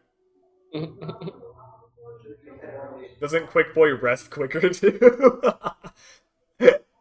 I don't get that ability until like the 7th level, actually.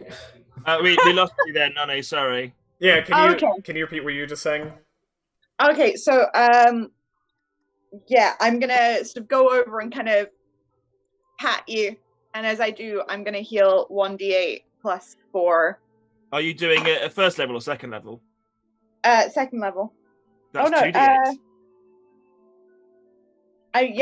I for some reason I read it as a first level spell, as a second level spell. But you know what? Fuck it. If I'm doing, I already crossed out the second level spell slot thing, so yeah. All right. But YOLO, just gonna go with it. Nice. Extra healing. 14. Wait, 14, why yeah. are they rolling a D1000 for me? What? Oh no, the No. 10,000 is a thing for Wild Magic Surge for sorcerers. There's a thing on Reddit for Wild I'm Magic scared. Sorcerers, which is just insane, and I don't want Paraven to have to deal with that. All right, so you healed. How much was it? Scalp it. 14. 14. Okay, so Harry, you'll get. You rolled really well. You get 14 back. Yeah, that's yeah. And also, Harry, someone in the chat has been very generous to you.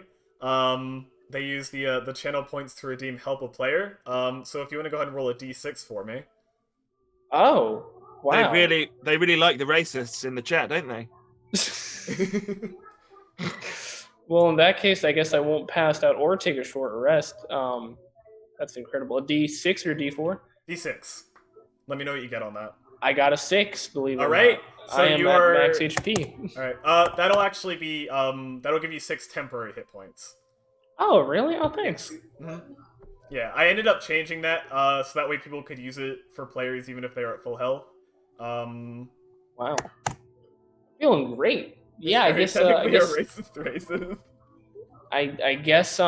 Quick Boy does heal quick as long as I have the power of God on my side. And Power of friendship. A racist. Wow.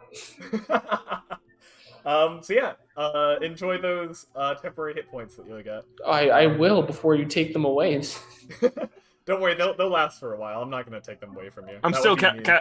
I'm still carrying him up the mountain though. Okay. Sure, why not? So with that, you've restored yourself quite a bit, hardened your will, and turning to continue up Mount Rolski, quickly reminded that the path ahead had completely collapsed, making it nearly or seemingly impossible to travel ahead. And to add to that, the peak of the mountain explodes, raining down meteors, and lava starts to pour down the side. It's happening. It's here, guys. It's the volcano. Called it. We called it. I am running away. No, I'm not letting him go. Nope, don't care anymore. I'm done. I can deal with everything else but lava, Bruce will volcano. protect You know you. when you're trying to give a cat like a pill or something, and you're holding it, and it's just kind of. No. Bruce, can you roll athletics? No, I will let him go. Okay. No, it's okay. I'll stay. They gave me temporary hit points. It'd be rude to leave. So much for the power of friendship. All right. So yeah. Lava starts pouring down the side. You're close enough to the peak where it's approaching pretty quickly. So you guys will have to be quick on your feet, deciding what you're gonna do. So as you're talking about that, I have quickened mine. Chicken's done. Hmm? Chicken soup is done. Oh, okay. Ooh, Chicken soup. what I a have twist! What was I saying? Oh, right. I have quickened mine. Mhm. I can just process things really, really quick. So that's pretty much it. I would get like a little extra time to think. Okay. Everything would kind of slow down. I don't know what I'm going to. Is so just so to paint a picture, like, so you've got the mountain there. Is it like lava coming down all from the top, or is it kind of coming down like it's like? Is there a way to like try and get around the side? Because I've got to get to the top of this mountain. it at least from the side that you can see, it's pouring down with a very wide berth, pretty much covering the entire mountain. So it's coming down. Oh. So what you're saying is I'm we beginning can't to get to think- the top. I'm beginning to think Harry's initial thought of run away might have been a good Like, shout. Is it possible to? It's gonna leap into Harry's arms. Is it If possible anything to? else, that will get to me a little run? bit higher up above I the mean, lava. well, heck, if you want to run away and you're already in my arms, I might as well just zoom. Is it possible? Is there a path back down? So where you guys are now, so basically, there's the path ahead, the path back, you could go, and then there's also, like, the burrow next to you from which that creature had emerged. Wait a minute. I'm going to use my last surge point to cast Zephyr Strike on myself. Okay. Now, What does hear that me do? out. You have to explain it to me. You move like the wind until the spell ends. Your movement doesn't provoke opportunity attacks. Once before the spell ends, you can give yourself advantage on one weapon attack roll on your turn. Okay. The attack deals an additional 1d8 force damage on a hit. Whether you hit or miss, your walking speed increases by 30 feet until the end of that turn. Okay. So, I'm going to do that. Alright. I'm going to increase my movement speed to 90. Yeah. I am then going to take the dash action, which would then bring me to 180 movement speed. Right. I am then going to use my feline agility as a tabaxi to double that, That's going for at a turn, isn't it? 360 feet Okay. with Skeleton in my arms. Okay. I'll I stay would- here. I would take you to Bruce, but how much do you weigh? Actually, how much do you weigh? I might be able to. A lot. I'm sorry, I can't. Okay, but as he zips away, from looking at this, how fast this lava is traveling, would I be able to outrun it with 40 feet of movement? Probably not. Cool. I'm So jumping wait, in. Harry, where are you running to? Down the mountain? Okay. No, it's not leave Bruce to die. I mean, well, hold up. What's around? What's around? Is there like a high top of anything that I could get to? A high top? What do you mean? Like, is there anything that is like anything that is elevated or raised, like a type of rock, maybe like a tree? Oh, I like don't a know high if up. a tree would be a good idea at the moment. Oh wait, no, that would not be good because it would just burn. Yeah, there's no trees I don't know. high up on the mountain anyway. Like in and out of character, I'm not even trying to be a dick. Like I want to save you guys, but I can only save one at you a go. time. Go. Bruce is jumping into the burrow. Okay. I mean, so what I'll do is I could like swap. I could like come back, carry you forward, come back, carry you guys forward. I could do that. Yeah, I don't think there's any chance that you would be able to carry me. I will also say, like, carrying someone else would technically half your speed. So you would be back down to 180, which is still super fast. But that's the tabaxi thing is only for one round. Yeah, Oh, that yeah, too. agility. You would also only have like 6 seconds real speed. Or well, I'll say it wouldn't slow you down carrying a Skelpit since she is a size she would be a small creature since you were a goblin, yeah. Yeah. But Bruce, are you medium or large? I'm medium, Okay, yeah. So but for the yeah. purposes of lifting and stuff, I'm one size category higher, basically. Oh, okay, Yeah. yeah. I'm So, jumping it would down. definitely hurt your speed then. Okay. Well, what's in the burrow? Just more lava? As far as I thought, I turned around and you guys ran off, and I went, Okay, yeah, oh, I'm just let's gone just then. jump into this burrow and try and find and that's the only thing I can think of to try and find somewhere that's safe. Okay. So Bruce, you jump into the burrow, and then Harry, you're carrying Skelpit and just making a mad dash down the mountain. Yeah. Just, Okay. I normally I'm pretty creative, but I don't know what else to do. All It's right. lava. Yeah, the floor is lava. All right. So Bruce, you kind of get into the burrow, sort of squeezing your way past the body of the creature that you had slain, to sort of try to take cover.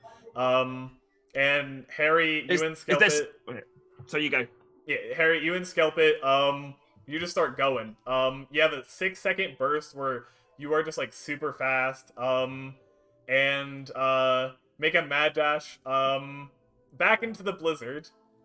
I'm gonna. I mean, lava's gonna reach there eventually. It'll get warm, I guess. That is true. But going 360 feet in 6 seconds are gonna be much faster than it initially. Skiing. What's gonna be your speed after that runs out? Because you 180. 180. Okay. Yeah. So you're still pretty fast. Go ahead and make both of you make a con save for the cold again. Oh, God. And is this it? I got a 12. Regular. Is it what? This is regular, Yeah. not disadvantage. Yeah, not disadvantage because it's a saving throw. Yeah, I got a 12. So that'll be a 7. All right, a 12 and a 7. Okay, you're both going to suffer another point of exhaustion. Harry, your speed is now halved. Makes sense. So you're only going 90 feet per turn. It's still pretty fast. Even with your speed halved, you're still going 90 feet. Running back, snow turns to rain and rough winds, and you get back to the part that you guys had to sort of balance to go across. You're there now. I'll get back to you in a minute, Bruce, but I just want to get them through this first.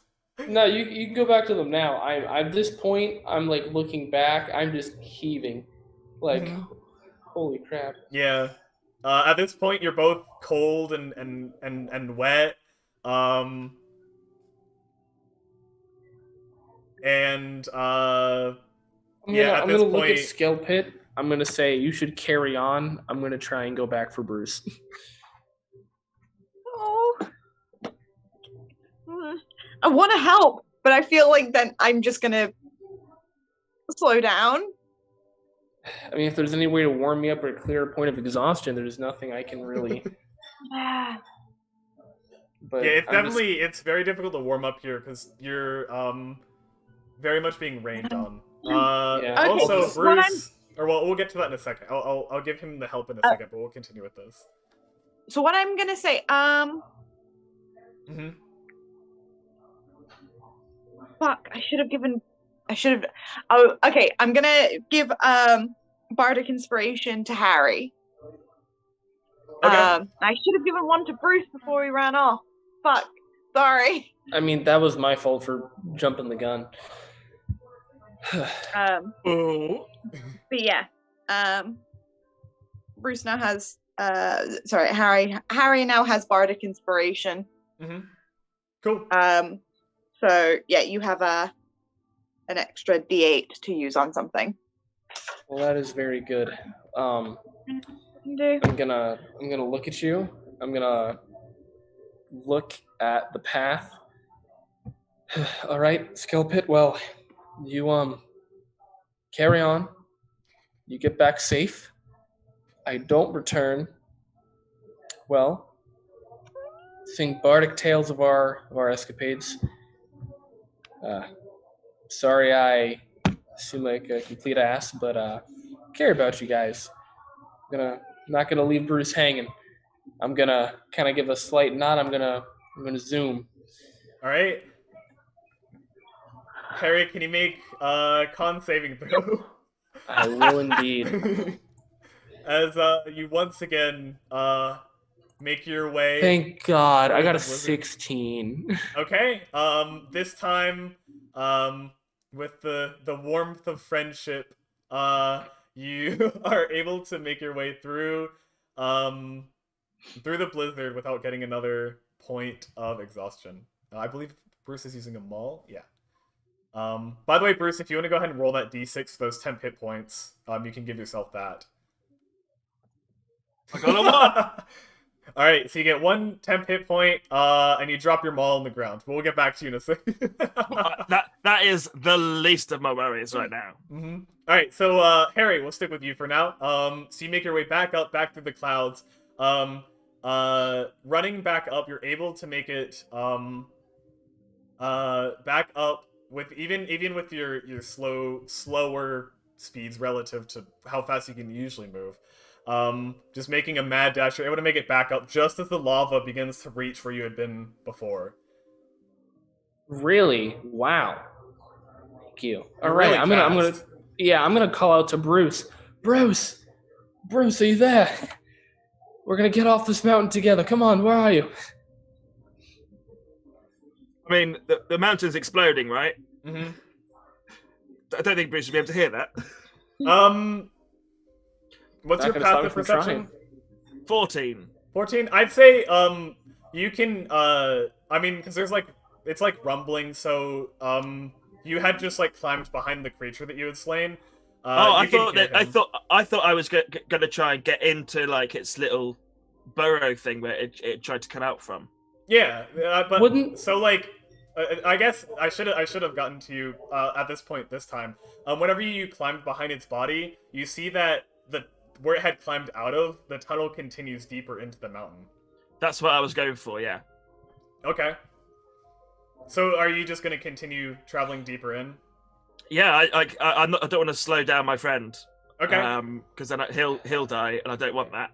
So Okay, so I don't Harry, want you to die. It's the yell tunnel. The into lava's the gonna. burrow. You don't hear any response from within. God damn. Okay, I have a 20 climbing speed. Or is it big enough for me to run, or I have to crawl? I mean, it like getting around it would slow you down a bit. Actually, you said you don't have an issue with rough terrain, so it wouldn't really slow you down. Okay. Yeah. Oh yeah. Thank you. I forgot about that. I'm just. You're going in? I'm going in. Alright. So you're climbing in. You Definitely. very quickly make your way around the dead insect. And as you do, taking a quick glance behind you can see where the lava has poured over the entrance of the burrow and has begun to slowly fill into the tunnel. No. Burning the body of the creature that Bruce had slain. I see that. Like, there's no chance for me to try and get in and do something to warn him or like block off the entrance. Mm-hmm. And also at this point, like, looking ahead, actually, let me go ahead and ask Bruce, do you have dark vision?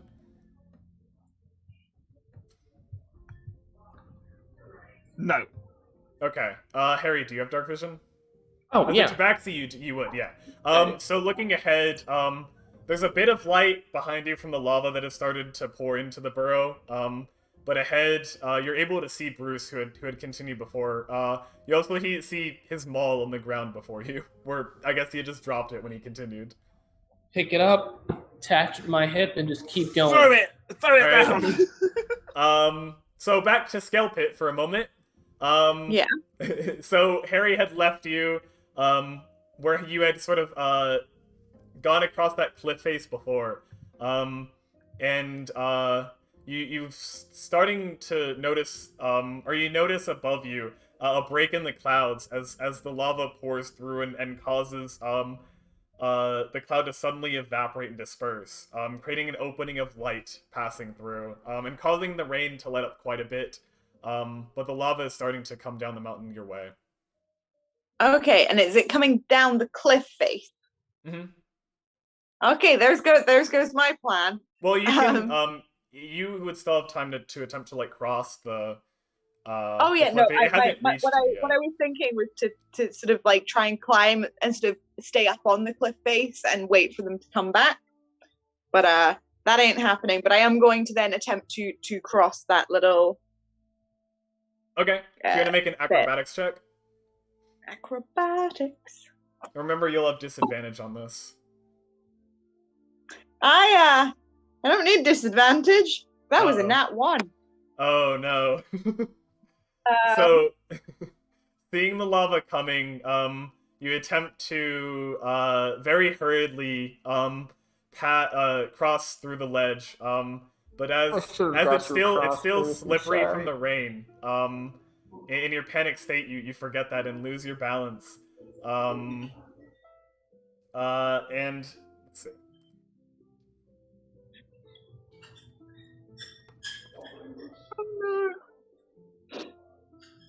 You're gonna take quite the tumble from this. Yep. I'm looking for. Okay, there we go. Let's see. So falling down, into the gorge below, you sort of tumble against the rocks, and you're going to take. Let's see. That'll be 20 bludgeoning damage for that. Do you not have Featherfall as a spell? I do. No. But that still leaves me 5. I still have 5 left. Then you're still up. I'm still up.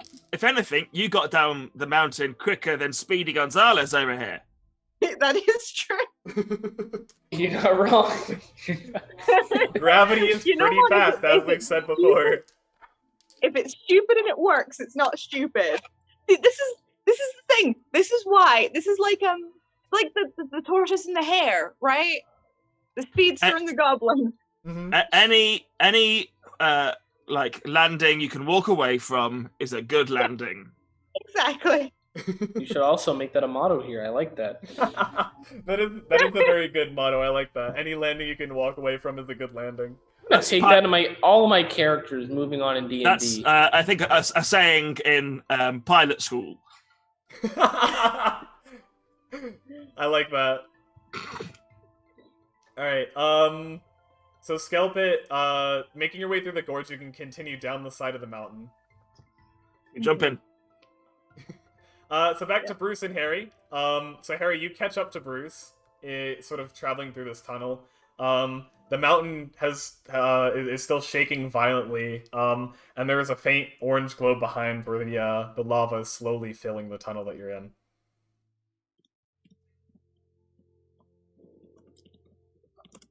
Harry, you look very tired. Thank God I finally caught up to you. Look, we need to... Well, I don't know if we can. I came back for you, and I got your mace. That's a mole, but thank you, friend. And then he hugs, and then like throws him kind of in front of him. Go, go, go, go! I start burrowing like a mole rat. The tunnel continues. Yeah, initially I came back to try and get you out of here. Bruce. I find way to the heart of the mountain. Bruce will strike it from the inside. Or you're going to be the death of me. All right. I think Skelpit's safe though. I got her to the edge. She should be safe by now. She is very nimble. She will not fall. I agree. She's probably sipping on tea right about now. All right. So, Bruce, whenever you move Harry forward, Harry, as you're sort of like pushed forward a couple of steps, you feel your foot knock into something. Oh no, it's not my. Is that? On the ground. On the ground. Yes, on the ground before you in the tunnel. I have a right mind to kick it at this point. I was going to say you're trapped between a rock and a hard place. That was it. That's it. That was it. I've been waiting to do that for hours. It feels very limp. No, he's rock hard right now. So you see two things on the ground before you actually. You see the body of a gnome. Much of its flesh has been torn from its body, and it's pretty much been presumably devoured by that creature that you had slain to an unrecognizable point. Much of its flesh has been stripped down to the bone, and then next to it there's a small, or like a medium-sized satchel. I get to do something cool. So because of are you gonna take its clothes? I do actually, in fact, take his clothes, but more importantly, They're basically torn rags at this point, but you can take yeah, them. I go through whatever is in the satchel, and if I find anything that has to be read, I can speak, listen, read, write, and observe at phenomenal speeds. I can write at a rate 10 times my speedster level, words per second, so 50 words per second. I can speak up to 20 times, so it's like I can speak. That doesn't matter. But is there anything to read in the satchel? Yeah, that's what anything it's- useful. So picking up the satchel, it's a paper satchel, and as you pick it up, there's a tear on the bottom of it, and some incense spills out. It's filled to the brim with incense, and nothing else is in it. We'll get. Can you read the incense quick? Can I do an insight check on the incense? We've got no time for this. Bruce is getting a big handful of incense and go. I was hoping there'd be something useful to read. Unfortunately, not. Although it's a very cool ability. At least we will die smelling nice. Yes, that is true. Bruce. Haste check. Go. All right, yeah. So you continue forward. We're gonna go back to Skull Pit for a minute. So Skull Pit, making your way, just traveling at full speed down the mountain. Unless there's anything you wanted to stop for, I don't want to put actions in your mouth. I mean, I like. How far behind me is the lava far behind me, or did my fall kind of get me a bit out of the way of it? I mean, it definitely helped. But you probably want to get up the gorge pretty quickly because the lava is coming down to like the edge of the gorge, and you would not want to be in the gorge when it fills with lava. No. You've got a thing there. A gorge. When you say gorge, like, is there something high on the other side of it? Yeah, it's not as high as where you had fallen. It's maybe like I'd say like 25 feet, about half as high from where you had fallen. Okay. Is lava coming down on that side of it? No. I would quite like to, if it's climbable, to try to climb up onto the other side. Okay. Can you make an athletics check? Yep. And, Disadvantage. yeah, don't forget about disadvantage. Yeah, luckily, athletics, you said? Yes. Yeah, luckily I have a +7 on that, so... Alright. That one, Still baby. just a 10. A 10? Yeah. Alright, so you start to climb up, the edge of the gorge up the other side. As you're climbing, the lava starts to spill down, into the gorge below, covering the floor from where you'd been standing before. You start to climb, and as you do, just like the exhaustion from the cold and all of the excitement you've been in lately, really gets to you. And you make it I'd say like 15 feet up, before you're just starting to struggle to have the strength to continue. So can I have you make a con save? Okay. Okay, which one keeps giving me the low? Which is the Oh, bad and that's dice? not it. Which is the bad dice? So that's 17. 17? Okay. So the danger below gives you a small burst of adrenaline that gives you just enough energy, and it just like it is like completely exhausting, but you barely manage to pull yourself over the ledge and roll over onto your back. Your muscles are just screaming with pain from you pushing your strength past the limits of what you had. So I'm gonna give you another point of exhaustion. I knew it! I knew it was coming! So it'll be 3 points of exhaustion now, but you're alive, and as far as you can tell, relatively safe here. Cool. As the gorge is sort of acting as a barrier. Now. Okay. Yeah, so you sort of try to rest your very tired body, enjoy warming yourself a nice a bit of tea, warming yourself up as well quite a bit. Oh, this lava's nice and warm, isn't it? Yeah, there is Yeah, if heat. nothing else, it's toasty. It is warm, Oh, so that is very good because you were very cold before, and it's helping to dry you off as well. Okay, so back to Bruce and Harry. So switching back and forth a bunch. All right. As you guys, I'm assuming you're continuing deeper. Yeah. Okay. I don't Good really have a good choice guess. at this point. All right. You can go so back like I if you said, want. as you continue, and Bruce, you notice this especially since you don't have dark vision. But like I said, there had been an orange glow behind, from the lava. And as you continue forward, you notice the cave turns a little bit to the right, and there's a faint yellow glow. Not Ooh. orange like the lava, but there seems to be a bit of light ahead. Yes. The heart of the mountain.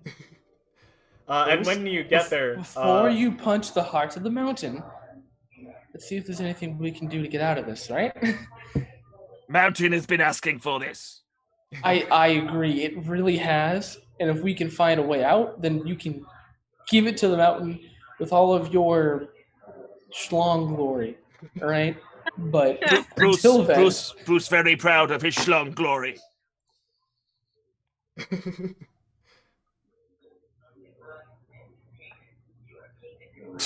Thanks. Man, you really want me to bully her. Well, maybe when we get back to oh my god. Okay. but maybe Okay. not. I don't know if I would be that mean. But so it is optional. Yes. But thank you for letting me know, Theodox. I'm gonna be using all of these in my campaign. I love these exhaustion modifier because my party's going to hell, so this works out. I've heard. But moving forward, you find the end of the tunnel, and it opens up into a small cave room. The room has most of the room is taken up by a pool of water that is being fed by a small spring. The water has this light blue tone to it that is lit up ever so gently by what seems to be small fluorescent insects that are hovering around in the cave, adding this very like fairy-like aesthetic, as there's sort of these little beads of light floating around through the air. Around the pond, there's small little bits of tiny plants and moss that have grown over the rocks, giving it a bit of greenery. But yeah. So it sort of seems peaceful, and it seems to shake much less than the mountain that you had been in before. In fact, the rest of the mountain starts trembling so strongly that the cave behind you actually collapses in, blocking your way back, but also blocking the lava that was coming in your direction. Okay. Other than that, the only other thing in the room, there is, next to sort of like the bank of the pool of water in this room, is a small stone smudging bowl. What's a smudging bowl? It's basically just a little stone bowl that people use to, like, burn things in. I'm gonna put some of the incense from my hand in there. Okay. And then I turn to Harry and say, "We best friends, we ride together, we die together." And then I set fire to the incense. Okay. So as you light the incense, it begins to burn, letting off quite a bit of a nice smelling aroma that begins to fill the room. You notice that some of the fluorescent insects seem to be attracted by it as they start to gather closer and around you, sort of just floating around in the smoke. And there's a little splash of water that ripples across the pool. And Bruce, since you're there next to the incense and you had lit it, you notice that something you catch in the corner of the eye, something small seems to wash up on the bank of the pool, next to the smudging bowl that you had lit.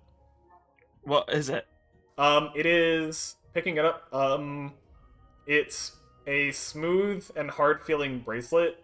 In the darkness, it's hard to tell much more detail about it. Oh, the mountain gives me jewelry. I put the bracelet on. Okay. Nothing happens immediately. Doesn't seem to be any. Do I look Oh. pretty? You look very pretty, Bruce. And should this be the end, I've died once. What's once more? How many lives do you have? Just the one. Oh, not like cats. Sadly, no. Not that I know of. I kind of look whimsically in the air, like, do I? do I have more than one life? Have I been reincarnated? So, sort of asking this question to the open air, you guys, a celestial force, penetrates your mind. Even you, Harry. And you hear not necessarily a verbal message, but sort of an unsaid message. And all it does is it tells you to take a dip in the pool. Go for a swim. Would you want to get into a jacuzzi with Bruce? And at this point, I'll add the cave that you're in has completely calmed. There's no more rumbling, no more shaking, no more sense of danger whatsoever. Can I kind of try and think to the celestial force and kind of and say, do I have to be naked? So, I mean, you can definitely try. Yeah, putting your fingers to your temples and like concentrating hard, thinking about Takes a lot for Bruce. Whether or not you have to be naked, there doesn't seem to be any response. I'll kind of look at Bruce and I'll just say, take a load off and live a little. Are we stripping now? I don't think I'll do it. Wait, Bruce, I didn't think you were even wearing a shirt. No, he's got like a kind of a fur vest on, so he takes it off cool. and drops the shorts and then gets into the pool. Okay. Take off my my Got really homoerotic. Your nipples are showing there. The nipple jousting. Yes. All right. And I'll just kind of swan dive in, like, what the hell not? What else do I gotta lose? Okay. So going into the pool, you two go for a swim, and you immediately feel a sense of vertigo, as you sort of sink into the water and quickly lose your sense of direction, like which way is up. What the what? Thinking deeper, it looked like it was a very shallow pool looking at it initially, but now it just seems like you're deep within the water. It's gonna be one of those things where we come out the other side and it's like a new. I see what you're doing, bro. Yeah. Like in the Power Rangers movie. As you're underwater, you suddenly get hit with or you notice a bright light in this direction, and the water is gently pushing you towards it. And I've still got my mole. Gently swimming the way. Your sense of vertigo suddenly disappears as you're suddenly upright, swimming up toward the surface, emerging to find yourself emerging from the river, and looking around and sort of getting your direction. You can see the mountain before you, and you see what seems to be large pools of lava that have come down the side and have quickly begun to cool into this hard black stone. And Skelpit, you as well, just having finished warming your tea and taken the first sip, notice that the lava has cooled into stone. It has stopped pouring from the peak of the volcano, and the trembling has stopped, and the mountain comes to a still. Which is, frankly, just proof that a good cup of tea solves everything. No, you're right. Oh, I hadn't finished destroying mountain, but this good too. Oh no, I left my clothes back there. Yeah, so Harry and Bruce emerge from the river completely nude. Bruce wearing nothing but a bracelet on his wrist. Yeah, he's still got his maul with him. Oh yeah, and carrying his maul. Yeah. Can I kind of wander down and try and find them? Sort of how far away? After warming yourself up a bit and seeing that the danger is past, you can wander back down meeting back with Bruce and Harry at the village. Hello. Skelpit, Can I you did give make Bruce- it. Congratulations. I mean, I know you had it, didn't you? Just about. I I'm lost gonna all my give Bruce clothes. My bedroll. I'm gonna give Bruce my bedroll to use as a loincloth. He's got massive No. schlong power, It's okay. like massive schlong power. Do the gnomes have any giant clothes? Do they have any giant clothes? Yeah. You think the gnomes are Hey, gonna I'm- give us any more clothes? I'm gonna take out one of the gnome hats, and I'm gonna hand it to Bruce and be like, "Here, it's the heater for your Peter." Just hangs it off like a sock. All right. Cool.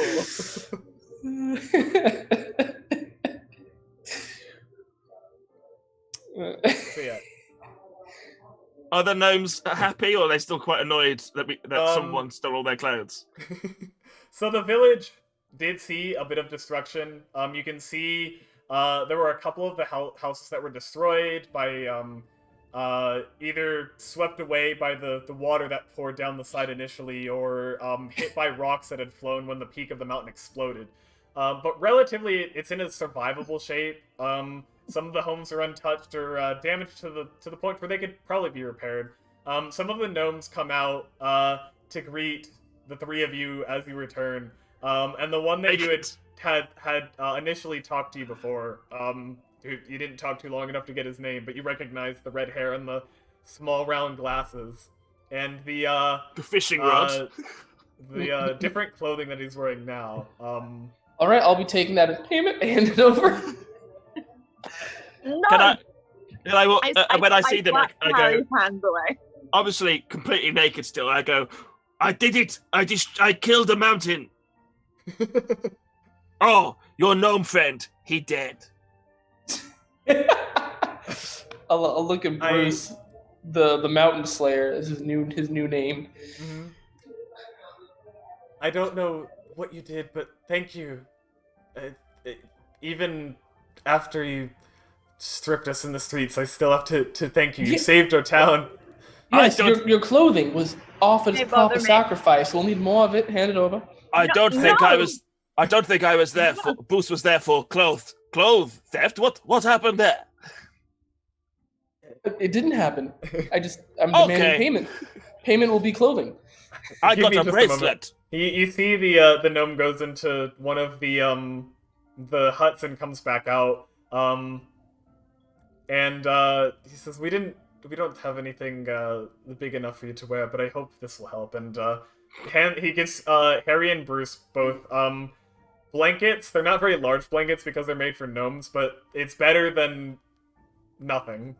I'll try and fashion it into a small toga. Okay. This is better A than mini nothing, toga. but I would like your clothing as payment. No. This getting a bit strange now. I had hoped that that Eldath's blessing would be enough, and I can see you've already received that. He gesturing to the bracelet on Bruce's wrist. Bruce, misunderstanding, goes, "No, I born with a naturally large penis. It's No! not a blessing from God." As that's happening, the bracelet. Yes, Yes, the bracelet. I can see that you were blessed as a. But yeah, the bracelet. I was talking about the bracelet. It's as big as you. He doesn't respond to that. as they're kind of all stunned, I'm gonna use my speed and swipe their clothing. Okay. And I'm we'll genuinely end it. surprised that I'm playing a goblin and I'm not the kleptomaniac. Yeah. Party. Am I getting under your skin yet, Brav? Are you? No. Go ahead and roll. Go ahead and roll another. What did I make you roll before? Acrobatics. I thought it was Oh my sleight of hand, but I'll roll acrobatics too.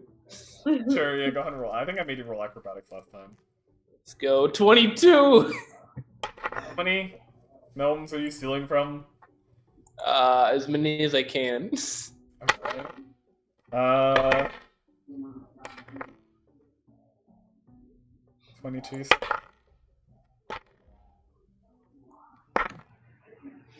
Okay.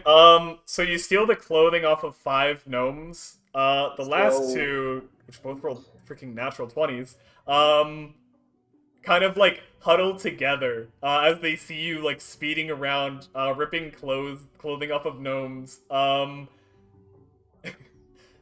They just like hug each other tightly enough where you can't get them in a position to get their clothing off, but you get 5. Stripped down Kind in of the pocket street. their clothing. All right, lads, we can do this the easy way or the hard way. The choice is yours.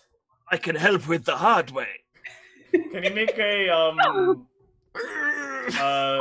what is it? Intimidation check. Really? Mm-hmm. That's not what I was going for, but why not? It did sound like that's what you were going for. Making a simple statement. Like, I got a 13. Okay.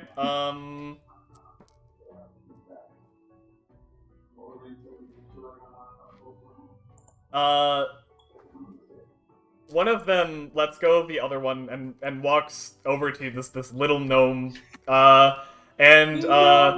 He puts his hands on his hips and looks up to you angrily, and he's like, "Now, you may have saved this town, but that doesn't mean we need to be humiliated like this. We don't need to be stripped in As the he's streets." talking, I'm going to steal his clothing. And that is so how while, we... while this is going on, can I go up to the one that's like the ginger specky one? And I'm just gonna surreptitiously give him my 2 costumes to be like, alright. Alright. He very gratefully puts it on. I go up to him and give him the blanket that I was wearing. And then when he makes eye contact with me, I give him a wink. Alright, between the blanket and the 2 costumes, the 5 gnomes are able to get on some amount of clothing, enough to sort of cover their undergarments and privates. I turn to Skelpit and say, "This is a strange end to adventure, yes?" Harry, you snag the clothes off the other 2. Perfect. I give him a wink and I go, "Oh, more free clothing?" And I'll just go and It doesn't even fit. It's all gnome clothing. None of it is gonna ever fit you. I just look back where I came from. They called me the blur, man. I would just be pantsing people in the streets. You think I'd use my power responsibly? Alright, you have 7 sets of clothing fit for a gnome. Not nice clothing, commoner clothing. Go. Barely better than rags in your possession. Do I also get the clothing that she gave the other gnomes? No, Well, I mean, you I haven't will stolen fight you that for from them that. yet. You can't fight me if you can't even catch up to me. We'll see. No. I'm scared of Bruce. Bruce can just grab me.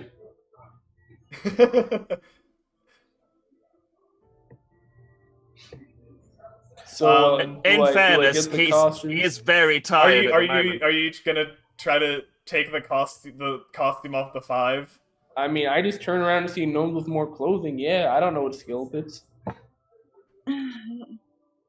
Alright, Skelpit, you see Harry No, I move will. to take the clothing. Have you got sleep or something? As a spell? I'm going to cast Hold Person. Okay. That's a And- saving throw, correct? Yeah, that's a wisdom. Alright. What's this? Oh, wisdom. Let's go. Let's go.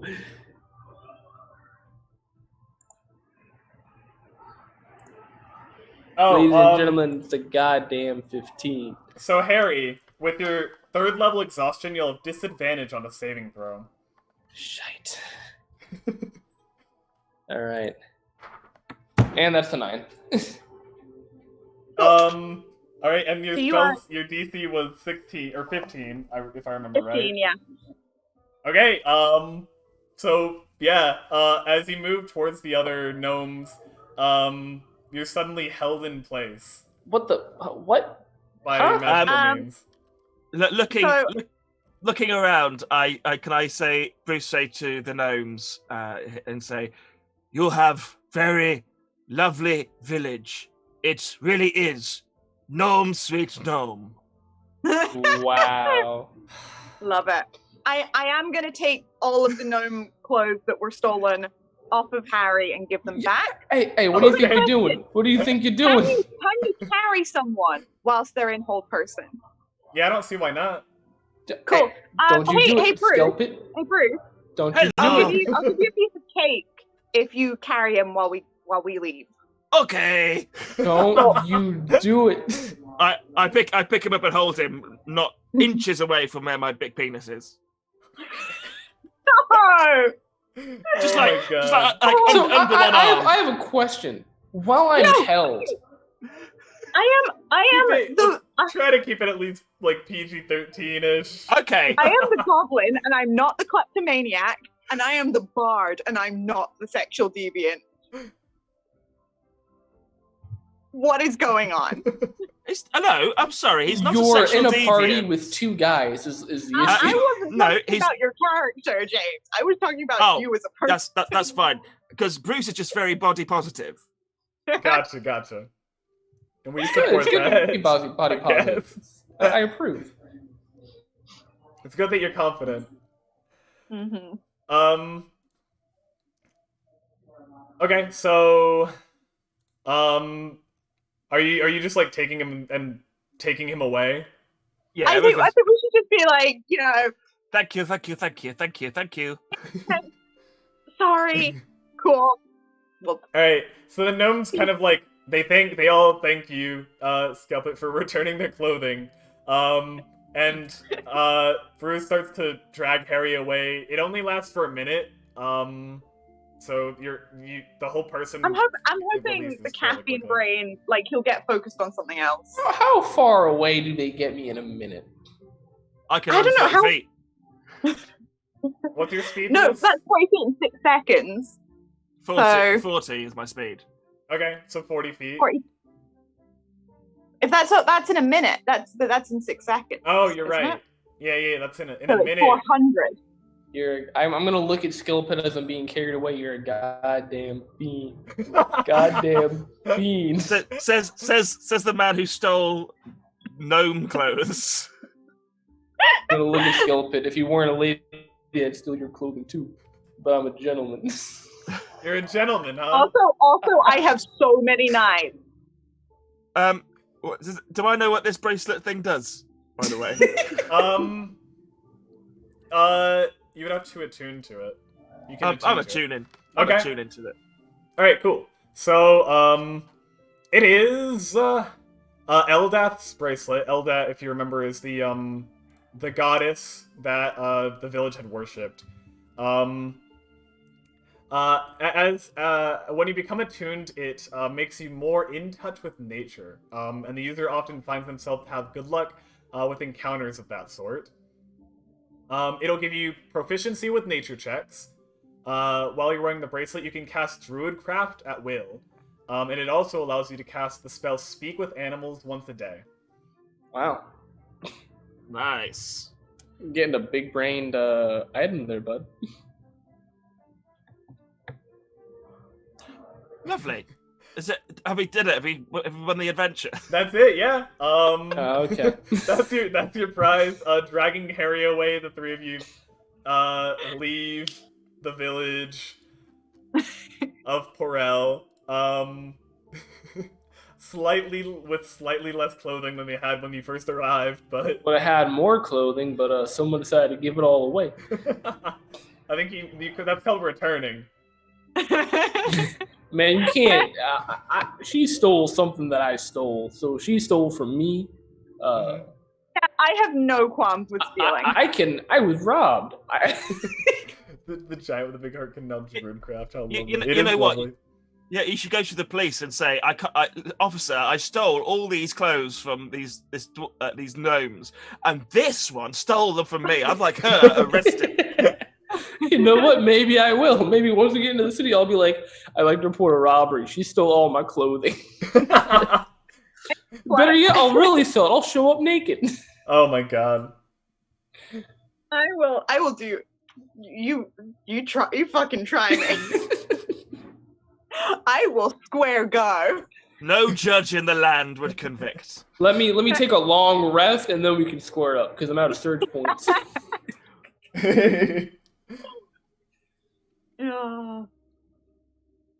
All right. Okay, so yeah, that's it. You guys saved the village, I guess. Technically. Yes. Even if you weren't very Technically friendly with them. But you did save them. You ended the crisis of Mount And Rolsky. missing clothes. And of the crisis of the missing clothes.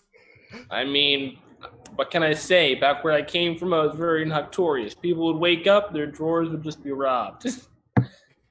So yeah, that will bring this one shot to a close. Thank you three for playing. I want to give the three of you one last chance to plug your stuff to the viewers before we head out. So we'll start with the same order we did last time. So Noni, if you'd like to go ahead and talk about your stuff. I do Dragon Wheels with James on Thursdays and Sundays, which is Dragon Wheel 00 on Twitch. And if you want to hear about theatre stuff that I will hopefully doing at some point when Scotland opens again, you can find me at NonnyPlod on Twitter, and I'd be posting about it there. Oh, wait, you're an actress? That's awesome. Yeah, I'm a theatre maker. I Wow, do alright. I do horror theatre and comedy mostly. I like that. I like that a lot. Yeah, and feel free to post your stuff in the chat as well, so people can access it easily. And of course, you can post it in the Discord server. James, if you'd like to go ahead and talk about your stuff, talk a little bit more about Dragon Wheels. Sure, yeah. As Nelly said, Thursdays and Sundays. Thursdays we run the Retroverse campaign, which is kind of like D&D rules, but set in like a kind of weird kind of a mesh of 80s, 90s, noughties culture.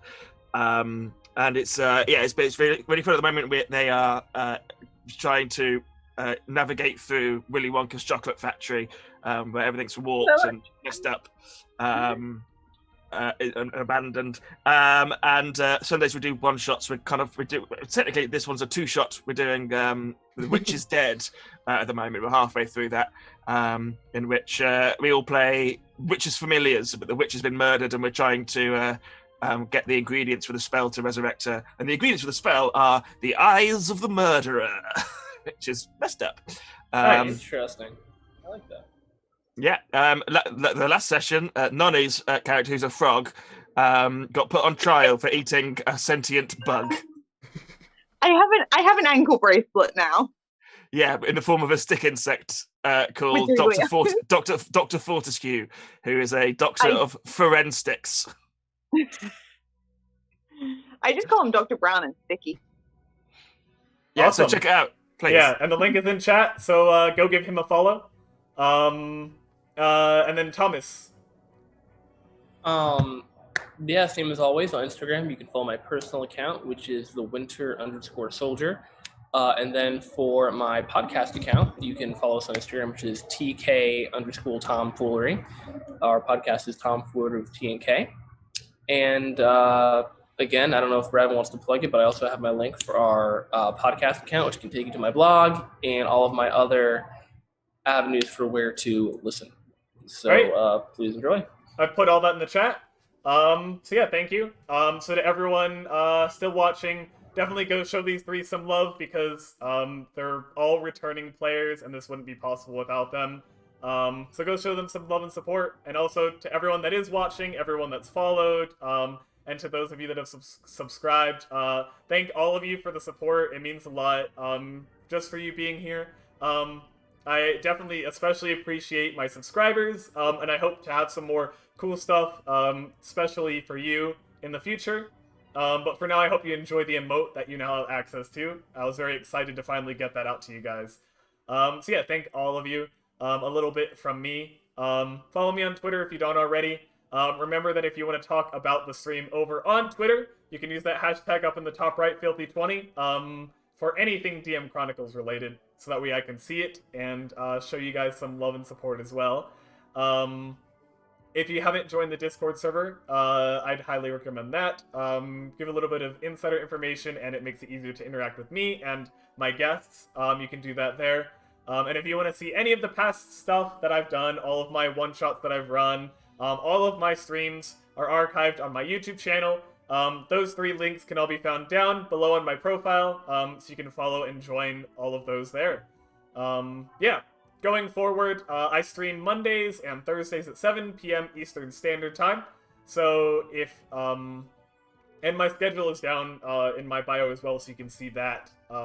Mondays I do solo streams, do random RPG-related stuff, like map making, world building, or just like general discussions and hang out with you guys. Thursdays there's always a brand new DM Chronicles signature one-shot that you can find just like this one.